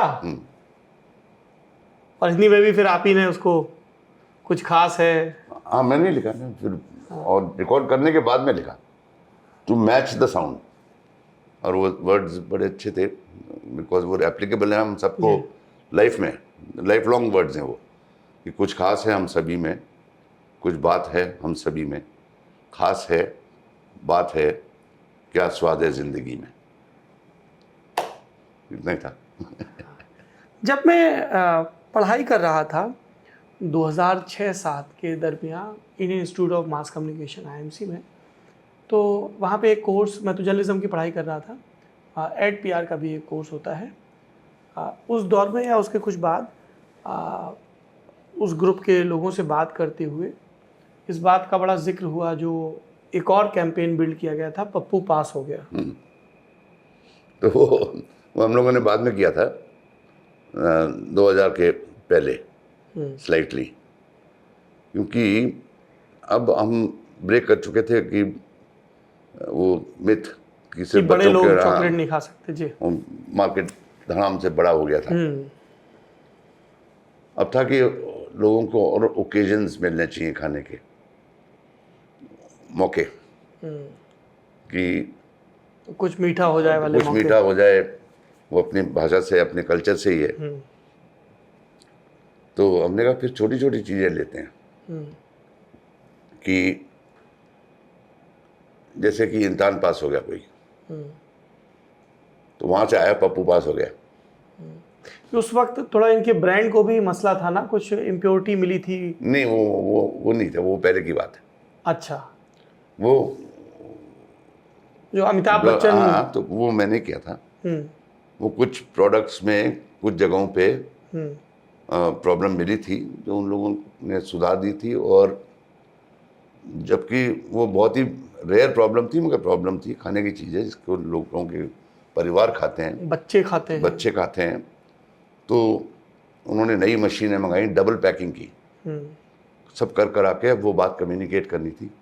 उसके लिए मैं और भरत पुरी, जो उस टाइम हेड थे कैडबरी के, हम गए मिस्टर बच्चन से मिलने, उनको पहले समझाया, फिर उनको दिखाया क्या किया है, फिर मैंने लिखा वो जो मिस्टर बच्चन ने बोला। वो बहुत पावरफुल था, क्योंकि बहुत प्यार से बोला था। बोले थे कि जब ये कैडबरी वाले मेरे पास ये ऐड के लिए आए, तो मैं थोड़ा विचलित हुआ कि ये करने के बाद मैं क्या, मैं चैन की नींद सो पाऊँगा। पर फिर ये मुझे ले गए, उन्होंने मुझे ये दिखाया, फिर आजकल मैं अच्छा सो रहा हूँ। That's all he said. Because you had to reassure your, हाँ, you're reassuring without overselling and do it honestly. आप पीयूष जी जब ये बता रहे थे, तो देखिए हो क्या रहा है कि you are responding to one question and while you are responding it's triggering बहुत सारी चीजें। नहीं, वो मजा उसी का बात है ना। तो बच्चन साहब बहुत दिलचस्पी लेते हैं, आमिर खान के बारे में भी आपने कुछ ऐसा ही कहा। तो आमिर खान की दिलचस्पी, और फिर से हमारी बातचीत म्यूजिक के मुहाने पर पहुंचेगी, that Beethoven symphony and Titan. हाँ, वो अगेन सुरेश मलिक और जर्क्सिस देसाई का काम था। Xerxes Desai was the first head of Titan. 87 की बात है ये। तो सुरेश मलिक, मैंने किताबों में दोनों में लिखा है कि जी बिल्कुल, म्यूजिक बहुत ज़बरदस्त ईयर था। जर्क्सिस देसाई का वेस्टर्न म्यूजिक पे बड़ा ज़बरदस्त ईयर था। वो लोग काम कर रहे थे इस पे, एंड फिर वहाँ से मोजार्ट पे पहुँचे, और उसको ही आज की तारीख में भी हम तरह तरह से एडजस्ट करते हैं। आज इस बात को इंस्ट्रूमेंट चेंज करते रहते हैं। इस बात को आज हो गए 35 साल। जी, म्यूजिक कभी इंस्ट्रूमेंट चेंज करते हैं, कभी आप बोल रहे हैं मेरे कानों में वो म्यूजिक बज रहा है स्मृति से। और कई बार बिना म्यूजिक के किया है, डुम डाडा डुम डाडा डुम डाडा डाडा डाडा। तो इतना स्कोप है उसके अंदर। एक तो इतने म्यूजिक इतना बड़ा है वो इतने सालों का, और it allows you to improvise a little bit here and there as long as you get it कि यार वो तो वही है। अच्छा ये बताइए कि जैसे एक तो ये हो गया, फिर हर घर कुछ कहता है ना, तो कहीं पे म्यूज़िक का खेल है, कहीं पे शब्द का खेल है, जिससे बहुत आदमी रेजोनेट फील करते हैं। इस खेल को समझाते हुए आप एक और चीज़ पर बात करते हैं, एक और स्टीरियोटाइप को ब्रेक करते हैं कि सो कॉल्ड लाला कंपनियां एंड सो कॉल्ड एमएनसीज, उसके बारे में बताएं। क्योंकि कई ये जो फैमिली ओन्ड कंपनियां हैं उनके प्रोडक्ट्स पे काम करते हुए भी, जैसे फेविकोल है ना, बड़ी कमाल की चीज़ है। और आपकी तो जो दूसरी किताब है, पहली किताब का फॉरवर्ड अमिताभ बच्चन जी ने लिखा और दूसरी किताब का फॉरवर्ड राजीव बजाज जी ने लिखा। And then we'll come to Pune की वो यात्रा। ये ब्रेक लग सकते हैं कि 5 मिनट? हाँ बिल्कुल प्लीज। ब्रेक ले लिया है, चाय निपटा दी, और उसमें हुई एक मज़ेदार बात, भाई साहब ने अपने फ़ोन पे हमको एक नया इश्तिहार दिखाया है। ऐसे वो वाली किक नहीं आती है कि दुनिया से पहले हमने देख लिया। तो ये अपने पेशे के कुछ चमकदार पल होते हैं जिसमें आपकी खातिर हमें तमाम दिलचस्प दौर, लोग और उनकी दुनियाओं में दाखिल होने का मौका मिलता है। सो आई फील ब्लेस्ड। मौका लगे तो इनको भी दिखा दीजिएगा। हाँ मैं आपको दे दूंगा वो ऐड। ठीक है। तो वो इश्तिहार आपको दिखाया जाएगा।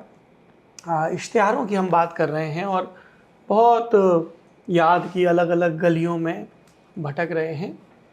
एक इश्तिहार है जो बड़ा आइकनिक है और उसमें जुगलबंदी भी है पीयूष और प्रसून की, दोनों भाइयों की। वैसे तो कई इश्तिहारों में है, पर उसमें राजस्थान भी है। और उसमें जिस एक सिलसिले का जिक्र होता है कि अच्छा ऐड बनवाना है, बजट कितना है, पैसा कितना है, यहीं बना लो, पनवेल में कर लो, यहाँ कर लो, वहाँ कर लो, या राजस्थान जाओगे करने। फेविकोल का वो आइकनिक ऐड बस चल रही है, लोग गिर नहीं रहे हैं क्योंकि फेविकोल रखा है। वो एक्चुअली ये अपन ने सब ने देखा है कि कैसे भरी हुई बसें चलती हैं गाँव में, और बचपन से देख रहे हैं ये सब। जी, तो आप ये तो पिताजी के साथ दौरों पे जाते थे? पे जाता था, वहाँ देखता था। मेले के टाइम पे अक्सर तो बसों का हाल यही होता था, बसें कम होती थी, लोग ज़्यादा थे। तो ये मेरा भांजा है अभिजीत, उसको याद आ गया था कि ये बस वाला कभी ना कभी करना चाहिए। इनके भांजे भी बड़ी हस्ती हैं, अभिजीत अवस्थी। तो फिर अब ये हुआ कि इसकी फिल्म कैसे बनाएं, वो विजुअल तो ठीक है। तो प्रसून को भी वक्त लगा सोचने में कि इसको कैसे बढ़ाया जाए जिससे लगे लोगों को कि यार ये क्या हो, क्या रहा है, दिखा क्या रहे, दिख तो बड़ा जोरदार रहा है। तो that was Prasoon's idea of stretching it. Client के यहाँ हुआ ये था कि उसकी जो भी कॉस्ट थी, उसके और एक दूसरे की कॉस्ट में कोई 12-15 लाख का ऐसे कुछ फ़र्क था कि अगर राजस्थान में शूट करेंगे तो 15 लाख ज़्यादा लगेंगे, क्योंकि यूनिट जाती है अगर बाहर, तो आपको मालूम ही है कि वो 1.5 शिफ्ट पे होती है, टाइम शिफ्ट पे होती है, और ट्रैवल होता है इतने लोगों का। तो उनके व्यक्ति ने, सीनियर मैनेजर, अच्छे व्यक्ति हैं बहुत, उन्होंने कहा कि अगर प्रसून इसको पनवेल में कर लो तो। मेरा कर तो सकता हूँ मैं, उसमें बच जाएंगे आपके वो 12-15 लाख, पर मुझे वो चेहरे नहीं मिलेंगे जो मुझे चाहिए इस ऐड में। हो सकती है, मगर वो बात मुझे लगता है। तो मधुकर पारिक जिस मीटिंग में आए तो उन्होंने कहा भाई क्या हुआ, कब शूट कर रहे हो? तो उनके व्यक्ति ने कहा कि सर एक चीज़ पूछनी थी आपसे कि वहाँ पे ये कॉस्ट आ रहा था प्रसून अगर पनवेल में शूट कर लेगा तो वो पैसा बचेगा इतना। बोला ये तो तुमने सोच लिया है। मैंने कहा, प्रसून क्या सोचता है? प्रसून से पूछा। प्रसून ने कहा मधुकर भाई मैं कर तो सकता हूँ दोनों, मगर मेरे को ये कमी रह जाएगी। तो कमी क्यों रह जाएगी प्रसून, तुम वही बनाओ। उनको बोला कि यार तुम 12-15 लाख पे क्यों एक बहुत ज़बरदस्त जो हमारा प्लान है उस पर कहीं और से ढूंढना हो पैसे, आगे बढ़ो। इसमें सीखने को आता है कि आप करोड़ों रुपए खर्च करते हैं मीडिया पे, कभी भी बनाने में कमी मत करो। उसका खर्चा तो बहुत मिनिस्क्यूल है एज कम्पेयर टू जो आप मीडिया पे खर्च आप बार बार दिखाओगे टीवी चैनल्स को, अखबारों को पे तो करोगे। हर बार मजा आना चाहिए। आपको ही अगर हर बार लगे कि नहीं यार मैं वो बात नहीं कर पाया जो मेरे को करनी चाहिए थी। अच्छा, इसमें जैसे आप नरेंद्र मोदी के जिक्र में कह रहे थे कि भाई मैं तो 55 मिनट से बोल रहा हूँ, तुम्हें 60 सेकंड में दिखाना है। अब डिजिटल और ये सब आने से थोड़ा सा मियाद का दबाव खत्म हो गया क्या? मुझे वो फॉर्चून ऑयल वाली फिल्म याद आ रही है। हाँ, वो 4 मिनट 22 सेकंड बुदापेस्ट में शूट किया आपने। हाँ, नहीं मियाद का क्या है कि लोगों का नज़रिया है वो। एक तरीके से तो आप लंबा कर सकते हैं, एक तरीके से वो डिजिटल वाले ही बोल रहे हैं नहीं आप 7 सेकंड का ऐड बनाइए। मैंने कहा बेटा तुमको लॉन्च किया था तो तुमने तो 2.5 मिनट से अपने आप को लॉन्च किया था, अब दुनिया से कह रहे हो तुम 7 सेकंड का बना ले। तो वहाँ पे देखो मियाद का यही होता है कि अच्छी चीज़ लिखो तो आदमी शेक्सपियर भी पढ़ता है, बकवास लिखोगे तो एक पन्ना भी नहीं पड़ेगा। तो हर चीज़ को कितना वक्त चाहिए वो आइडिया पे डिपेंड कर सकता है। तो उस तरीके से खेलना चाहिए। ये वक्त मैंने कितनी बार चलाया, तुमने इतनी बार घास काटी ये गिन रहे हो, ये एक बार बड़ा अच्छा पौधा लगाया जो पूरे बगीचे में फैल गया। सोचने का तरीका है ये। मैं मानता हूँ कि अच्छा काम करोगे तो तुमको मीडिया में पैसे कम खर्च करने पड़ेंगे। तो इससे मैं आता हूँ आपके फॉर्चून के ऐड पे। तो मुझे अच्छी ब्रीफ दी थी बहुत क्लाइंट ने भी, वो भी एक अहमदाबाद में शायद दी थी अभी, टी टेस्टिंग टाइप सेशन में ही दी थी। ब्रू अलग अलग थे। तो वो बोले कि पीयूष ये समोसे से हर आदमी तलता है तेल के ऐड में, कुछ ऐसा करो ना रुला दो लोगों को, जो बात पहुंचे अंदर तक। That was the brief. तो मैं जब गया मैंने कहा देखो पहले लेंथ मत पूछना, अब मैं कहानी सुनाता हूँ। तो मैंने कहानी सुनाई। वो एक्चुअली वो 2 लोग थे, थोड़ा सीनियर सुना लोग। दीजिए। वो कहानी उसकी बड़ी सिंपल थी कि एक जवान आदमी है जो अस्पताल में भर्ती है, सर में पट्टी बंधी है और अस्पताल के रूल हैं। उसकी दादी है जो बहुत प्यार करती है उससे। उसको याद है कि उसको बचपन में उसकी बनाई हुई दाल कितनी अच्छी लगती थी। तो उसके और नर्स के बीच में एक खेल चल रहा है। वो नर्स से कह रही है एक बार मेरी दाल पिलाने देना। वो कह रही नहीं, मैंने आपको इतनी बार मना किया है, बाहर का खाना अलाउड नहीं है। बोला बाहर का नहीं है तो घर का है मेरे। तो कई बार धमकी भी देती है उसको, नर्स को, कैसी औरत है तू। वो नर्स नहीं मानती। और ये सिलसिला प्रलोभन भी देती है। हाँ, प्रलोभन भी देती है। एक बार खाना भी उसके लिए तू खा के देख। तो बड़े खूबसूरत रिश्तेदारी है, एक बहुत ही डिसिप्लिन नर्स और एक बहुत ही ममता भरी दादी की। तो एंड में वो नर्स कहती है अच्छा 2 चम्मच पिला लो। एंड वो पिलाती है और वो पीता जाता है वो दाल। वहाँ गाना बड़ा अच्छा लिखा था मेरे टीम वालों ने, पूरा बचपन जुबां पर रख दिया, तेरी आँच का उतरा जो मैंने चख लिया। एंड पूरी कैंपेन की लाइन थी घर का खाना होता है, फॉर्चून ऑयल। और बिल्कुल लास्ट में आता है उस फिल्म में, कहीं कोई और नहीं। और 4 मिनट 22 सेकंड की फिल्म उस क्लाइंट ने स्टार टीवी पे ब्लॉक करके प्राइम टाइम में चलाई। उसने ये नहीं सोचा कि कल चलानी पड़ेगी कि नहीं। 3 साल उसको कुछ नहीं चलाना पड़ा। तो यही है कि एक 100 तुम सुनार की कर लो, एक लोहार की कर लो, पसंद आपकी है, डिसीजन आपका है। ये बताइए, आपकी दुनिया में क्लाइंट ब्रीफ, मेरी कंपनी है, मेरा प्रोडक्ट है, आपको उसका पूरा मीडिया एड कैंपेन पूरा करना है, मैं आपको बता रहा हूँ, फ़र्ज़ करिए कि मैं कि साहब ललन टॉप ऐसा है वैसा है, और मैं आपको कहानियाँ सुनाऊँ कि मुझे लोग मिलते हैं जो इस प्रोग्राम को देख के ऐसे रिएक्ट करते हैं, उस गांव में, उस शहर में, इस उम्र के, उस उम्र के, हमने क्या सोचा, हमने क्या झगड़े किए। तो ब्रीफ कैसी होती है और आपकी क्या प्रेफरेंस रहती है, क्योंकि आपने रिसर्च को लेकर ऐसी होनी चाहिए ब्रीफ। किससे कहानियाँ, तजुर्बे? हाँ, तजुर्बे, छोटी छोटी बातें, मेरा काम है उसमें से नग ढूंढना।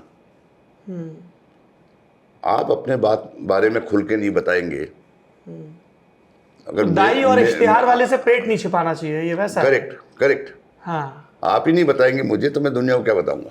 हाँ, खुल के। और don't try and right one line brief, वो बहुत ही मुश्किल चीज़ होती है, हमेशा पोस्ट में लिखी जाती है। ब्रीफ निकलती है आपके मेरे से बात करने से, अपनी कहानी सुनाने के लिए, सुनाने से, आपके लोगों को जिन्होंने एक्सपीरियंस किया है उनकी कहानियाँ सुनाने से, उनके लिखे हुए रिसर्च से नहीं। रिसर्च में तो क्या होता है, 10 लोग बैठे हैं, फोकस्ड ग्रुप रिसर्च है। हाँ, फोकस ग्रुप में बैठे हैं, और वो डर रहा है यार पहला मेरे को पूछ लेगा सवाल तो दूसरे क्या सोचेंगे, हाँ, तो वो न्यूट्रल आंसर देते हैं। फिर दूसरा कहता है अच्छा हाँ मैं भी ये कह रहा था, उसकी रिपोर्ट आती है सब यही कह रहे थे, कोई कुछ भी नहीं कह रहा था, इंसाइट नहीं मिलता। एक इंसाइट नहीं थी उसमें। उसी पे मेरे भाई ने, उसकी थ्योरी थी कि वो जो ट्रेन में आप ट्रैवल करते हो किसी अनजान परिवार के साथ 48 घंटे, जान पहचान हो जाती है, एक दूसरे का खाना शेयर करने लगते हो, उसमें कोई जवान बहू खुल के अपनी सास को गालियाँ दे सकती है, क्योंकि उसको मालूम है कि आपकी सास तो आपसे मिलेगी नहीं कभी। माँ बातें खुल के होती हैं। अच्छा, तो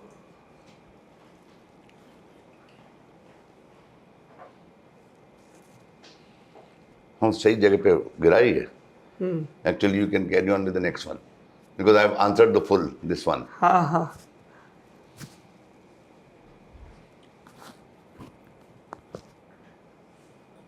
मिड सेंटेंस ब्रेक नहीं हुआ है, you can pick up this one और anything else, whatever you feel like. तो एक तो ये मसला हो गया ब्रीफ का जो आपने बताया कि डिटेल में मिले, रिसर्च ज़्यादा ना हो। कई बार इसमें कम्युनिकेशन गैप भी हो जाता है, डिस्पाइट द फैक्ट कि we are in communication business. मुझे आपका आईपीएल का कैंपेन याद आ रहा था, आप पहुंच गए, उन्होंने कहा साहब कैंपेन क्रिएटिव दिखाओ। कि दिखाओ क्या? बोले क्रिएटिव तो थे नहीं। फिर वो मेल ट्रेल देखा गया, था कि नहीं था? बोले अच्छा 24 घंटे में आओ। हाँ, तो उसमें कम्युनिकेशन में गैप हो गया था। अब मैं ये नहीं कह रहा हूँ उन्होंने गलत लिखा था, उन्होंने जो सोच के लिखा था उसमें अजम्पशन थे कुछ कि ये समझ जाएगा, और मैंने जिस तरीके से पढ़ा था मैंने कहा अच्छा ये तो यही कह रहा है।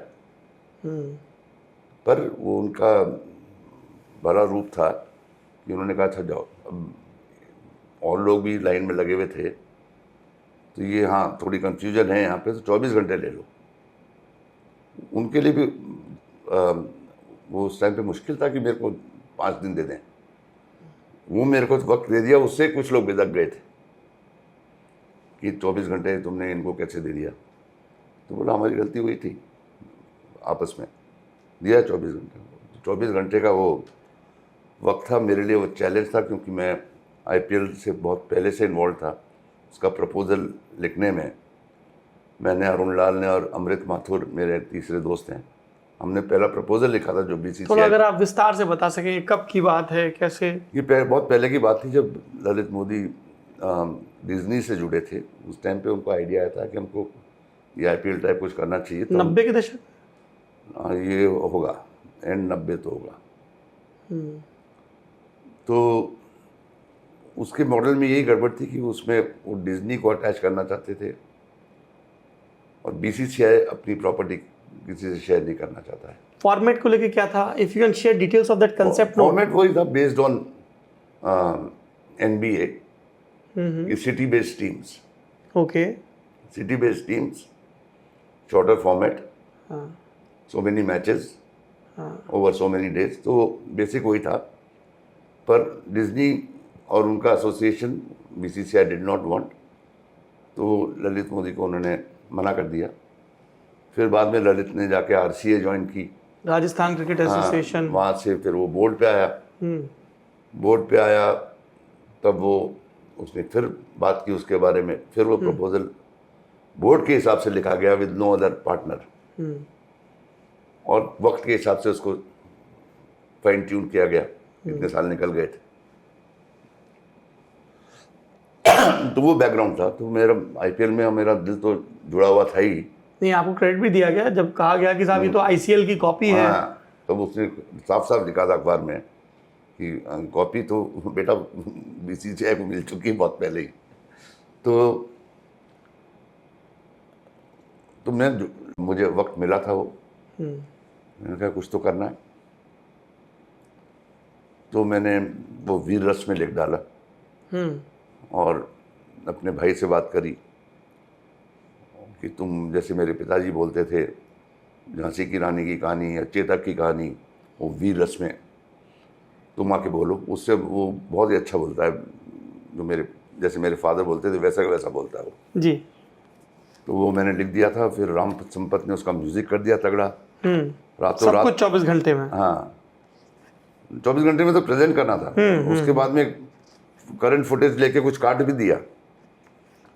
तो वो था आंखें ऊंची कर देख शिकर,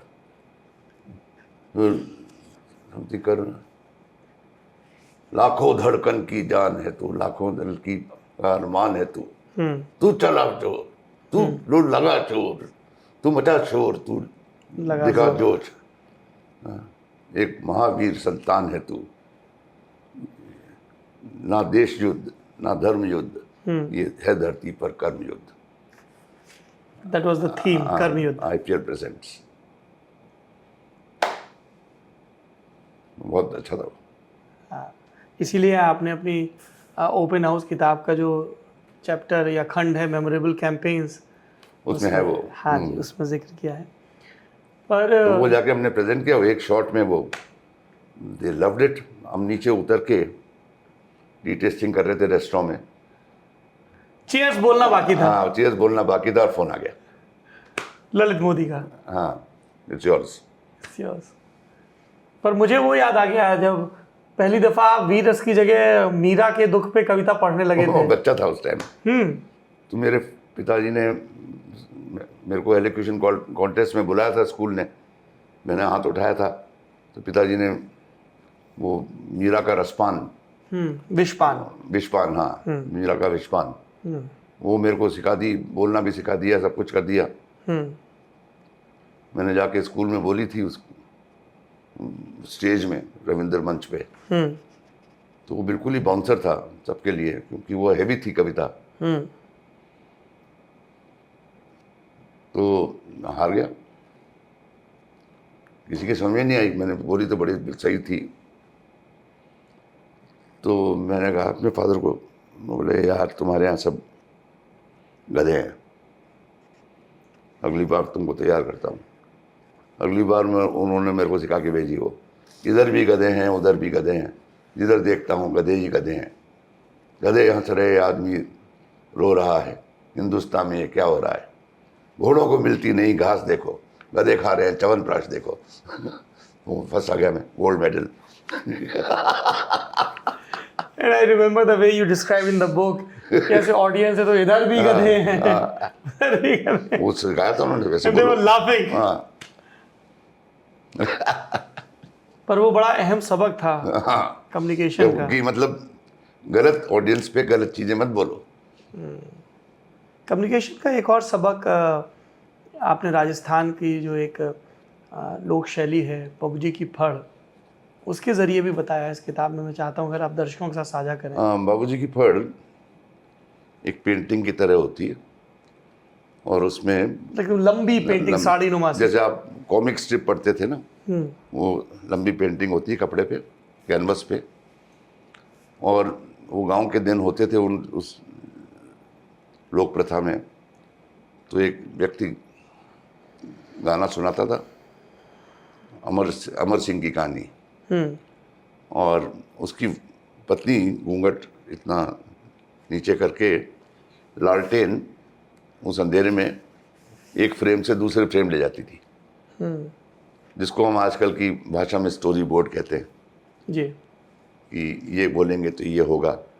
तो वो तो रनिंग स्टोरी बोर्ड था। वो जैसे कोई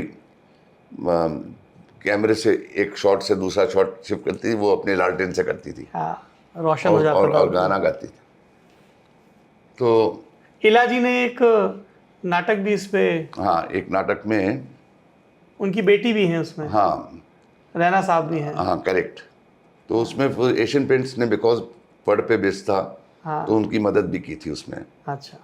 कि नाटक में क्या है कि नाटक लोग बड़े दिल से करते हैं, पैशन से करते हैं। नाटक में पैसा इतना होता नहीं है, अपना खर्च करके करते हैं। तो कभी कभी लोग जो बड़ी कंपनियां हैं ये इनकी मदद करती हैं, तो नाटक हो जाता है। अच्छा, इससे पहले कि हम इसको अपने उपसंहार की तरफ पहुँचें, बहुत सारे लोगों का ये सवाल रहता है जो आपने ओपन हाउस में जिसका जवाब देने की भी कोशिश की, कि young people out there who are watching you और जो इस दुनिया में आना चाहते हैं, तो उनके लिए क्या है? मतलब कोई डिग्री ज़रूरी है कि वो IMC, माइका, मुद्रा यहाँ से पढ़ लें, या क्या ज़रूरी है? देखिए, पढ़ना लिखना तो एक समझ के लिए अच्छी चीज़ है, मगर क्या पढ़ना है क्या लिखना है वो आपके पैशन पे बड़ा डिपेंड करता है। आपको किस चीज़ में आपकी रुचि है, किस चीज़ को करने में आपको मज़ा आता है।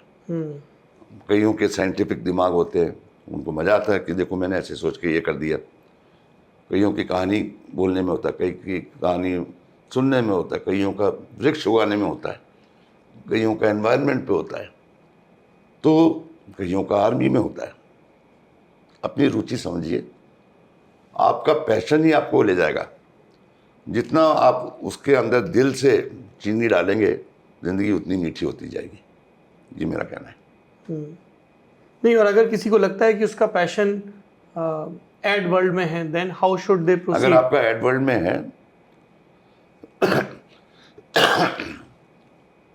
आप कुछ लिखिए, कुछ मतलब नहीं है किसका, आपने छोटी सी स्टोरी लिखी या आपने अपनी कोई कविता लिखी, वो लिख के भेजिए। एजेंसियों के नाम सब वेबसाइट में है, लिख के भेजिए।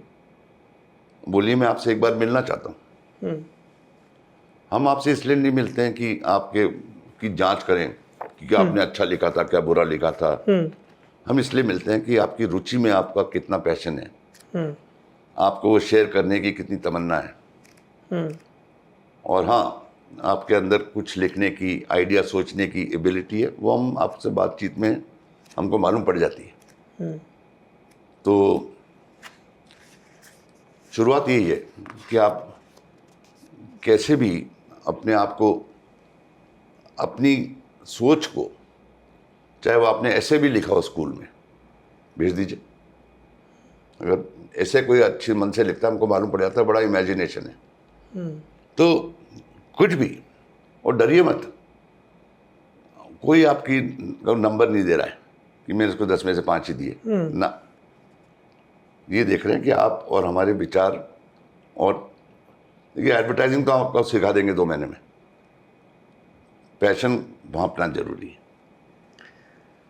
And if I may borrow his words, whatever you say it with respect for the audience, say it in a context that the audience can understand, say it spontaneously, say it without fear, say it not to intimidate or frighten, but to delight. I believe that. Yes. I believe that कि आप किसी के वक्त को intrude कर रहे हैं, तो या तो आप देखने से लगे कि ये मेरा टाइम खराब करने आया है, या व्यक्ति बोले यार ये तो आज बड़ी अच्छी चीज़ देखी, 4 लोगों को और बताया यार तूने देखा कि नहीं देखा ये तो बहुत मज़ा आया मुझे। शेयरेबिलिटी है, शेयरेबिलिटी, वर्ड ऑफ माउथ से बड़ी कोई शेयरेबिलिटी नहीं है आज। ये तो आसान है, आई लाइक भेजना, लाइक कन्वे करना वो होता है चाय के ऊपर चर्चा। जी यार आज मज़ा आ गया, उसने ऐसे करके उसने आपकी पूरी कहानी सुना दी वहाँ पे। तो that is what the depth of your messaging is. एक चीज़ जो आपका बॉडी ऑफ वर्क देख के और इन दोनों किताबों को पढ़ के समझ में आई, और उस चीज़ को आपने समरी के तौर पर पहली किताब के पहले चैप्टर में लिखा भी है, everyone and everything around you is a teacher. और फिर जब पढ़ते हैं तो लगता है अच्छा ये भी तो ऑब्जर्व किया जा सकता है, ये भी आप गोवा में जहाँ आपका घर है, and that is not your typical Goa बिल्कुल बीच के किनारे वाला, तो वो आप जो बता रहे हैं कि अच्छा जो पहली घंटी बजती है वो ये लेके आया, दूसरी घंटी और तीसरी आइसक्रीम की घंटी है, तो वो इर्द गिर्द की लर्निंग्स हैं जो उन पे आप लगातार बात करते हैं। और उसमें ऑब्जर्वेशन के अलावा मुझे लगता है कि उस ऑब्जर्वेशन के लिए आप कितने मील नाप रहे हैं, और देन कम्स दैट एड जिसने आपको खूब भावुक किया, खूब रुलाया, देश का मेल भारत की रेल। हाँ, ये सब अपन ने देखा है, आपने भी देखा है, मैंने भी देखा है। बहुत सारे हमारे आजकल के बच्चे हैं जो कंप्यूटर पे लगे हुए हैं। मैं उनके माँ बाप से कहता हूँ कि यार थोड़ा तो देश भी घुमा लो। छुट्टी लेके आप उनको थाईलैंड ले जाते हैं फटाफट, यार एक बार ट्रेन में बैठो, भारत यात्रा करके आओ, बड़ी खूबसूरत जगह, बहुत कुछ सीखने का मिलेगा आपके बच्चों को जो एक कंप्यूटर पे लिखी भाषा नहीं समझ सकती। इंसान बना ही इसलिए कि दूसरे इंसान से मिले। वो आप ट्रिक खो जाएंगे अगर आपने ये किया नहीं। यहाँ से जाऊँगा शिमला दिल्ली से, तो बड़ी अच्छी बात है, 4 जगह रास्ते में रुक भी जाना यार, बहुत कुछ सीखने को मिलेगा। किंग्स ढाबा का इश्तेहार देखेगा। मुझे कल ही आया मैसेज मेरी कॉलीग का जो दिल्ली की हेड है क्रिएटिव की, कि मैंने आज वहाँ पे खाना खाया, किंग का खाना चूक ना जाना। And that line, cleanliness, taste and whatever. Correct. अभी वो तो एक बेफिक्री है। वो तो धोबी लिस्ट लगा रहा है। हाँ। और इसने आपके दिल को जीत लिया। चूक न जाना किंग का खाना। किंग का खाना नहीं खाया तो क्या खाना खाया, उसकी दूसरी लाइन है। दूसरे वहाँ रुक के खाया और मेरे को लिखा कल व्हाट्सएप में, दिखाऊंगा आपको बाद में जी, कि बहुत ही फैंटेस्टिक था खाना। अब चाहे फैंटेस्टिक दूसरे का भी हो, मगर उसको लाइन इसकी याद है तो उसने उसको ही देख के गई वो। Communication and recall value. Correct. अच्छा, बात करने को बहुत है। पीयूष पांडे का इतना समृद्ध जीवन है, लेकिन यहाँ पे मैं अपने हिस्से का बुंदेली लहजे में कहूँ तो छाकड़पना करना चाहता हूँ, बदमाशी करना चाहता हूँ, क्योंकि हमारा काम होता है आपके भीतर के कौतुक को जगाना, ताकि आप भी अपने हिस्से का सफ़र तय करें। यदि किताब में जिन किस्सों का, जिन फिलॉसफीज़ का जिक्र है, हम सब के सब बता देंगे, तो फिर आपको होगा भैया अपना तो हो गया, अब बस करवट बदलो, सो जाओ। तो थोड़ी मेहनत तो आपको भी करनी पड़ेगी। और आखिर में लेकिन एक कविता है आपके लिए, कविता जिसके रचयिता हैं पीयूष पांडे और शीर्षक है पगडंडी। ये थोड़ी मुझे बीच में याद भी आ जाएगी, ये लाइट मेरे पास एक्चुअल वो है, मेरे हाथ से लिखी हुई जी।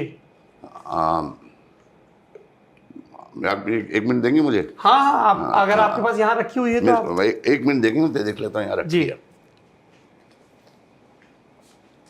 हाँ, ये बहुत आपको कैसी लगी? मेरे को बहुत पसंद है ये, इसीलिए मैंने सोचा कि मैं इंटरव्यू को वहाँ से क्लोज करूँ, ताकि जब इंटरव्यू ख़त्म भी हो जाए तब भी सोचने के लिए रहे। बिकॉज किसी महान आदमी ने कहा था, या हो सकता है औरत ने भी कहा हो, ये भाषा की चूक होती है जो हम लोगों को इस तरह से हमारे दिमाग में पैबस्त कर दी जाती है कि वो आदमी ही रहा होगा जैसा।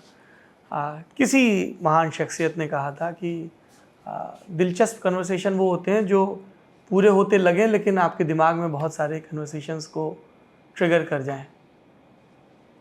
इसको मैं अपने मोबाइल पे शूट करके ब्लो अप कर लेता हूँ।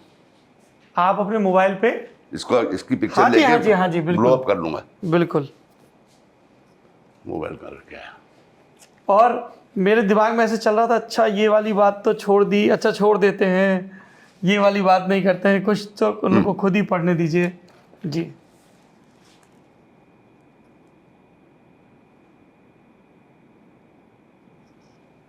देखिए, हाँ पकड़ में आ गई। ओम। ये तो हमेशा लिखता हूँ। हाँ, आप ये बताइए कि आप अपने भाई साहब से या पत्नी से कब से नहीं मिले? क्योंकि मैं आपकी मूंछों को देख रहा हूँ, उसमें थोड़ी सी बेतरतीबी आ गई, तो मुझे ध्यान आ रहा है कि वो कैंची लेके ट्रिम करते रहते हैं। वो गया है बेंगलोर किसी की शादी में। हाँ बीबी है गोवा में। हाँ, मूछें बिल्कुल छुट्टी पे हैं। मुझे छुट्टी पर है।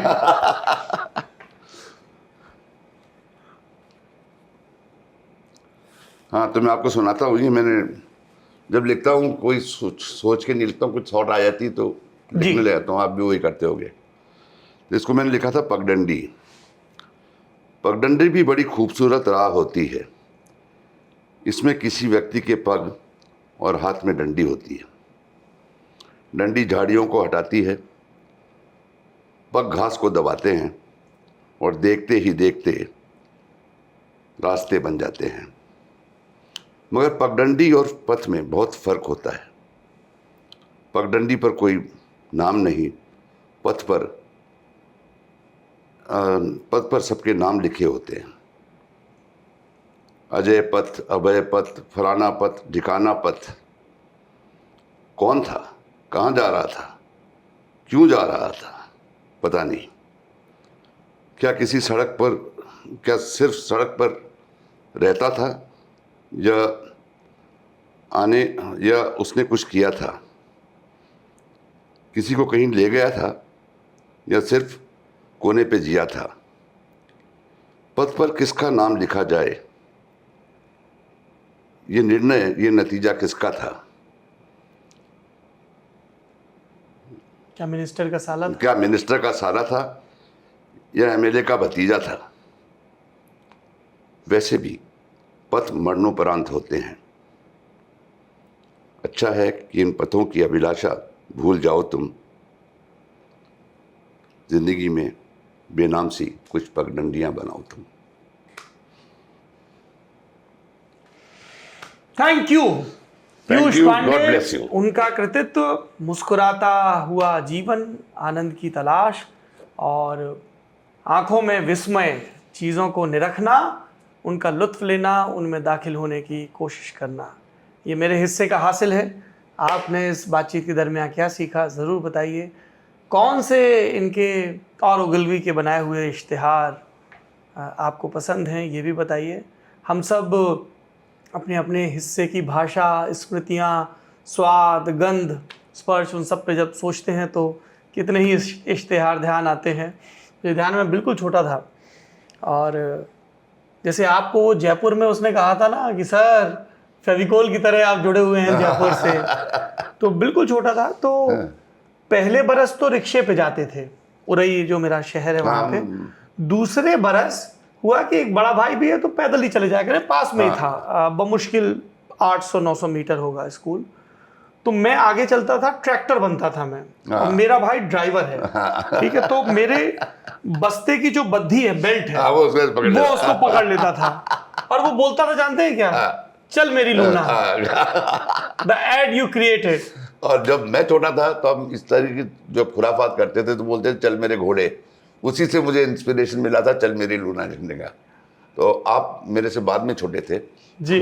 मेरे चल मेरे घोड़े पे था, मैं आपको चल मेरी लूना तक लाया, उसके लिए आपका धन्यवाद है। आपका और धन्यवाद। आप सबसे मुझे एक बात कहनी है कि मेरी ज़िंदगी में कोई रूल नहीं है। तो आप किताब पढ़ेंगे भी तो इसको एक नुस्खा मत समझिएगा। ये आपको मैंने दिशाएं अपने एक्सपीरियंस से सुनाई हैं। मैं चाहता हूं कि आप अपने एक्सपीरियंस से दुनिया को और भी जागृत करें, अपने आप को विकसित करें। तो दिल खोल के चलिए, बहुत रास्ते खुलेंगे। किताब वाला का सफ़र फ़िलहाल यहीं ठहरता है। एक और किताब, एक और लेखक के साथ हम फिर हाजिर होंगे। आप देखते रहिए और बने रहिए लल्लन टॉप। शुक्रिया। लवली यार। Thank you sir, thank you so much. Good. Thank you. ये लगता है घर में बैठ के मैं परिवार से बात कर रहा था। Thank you so much.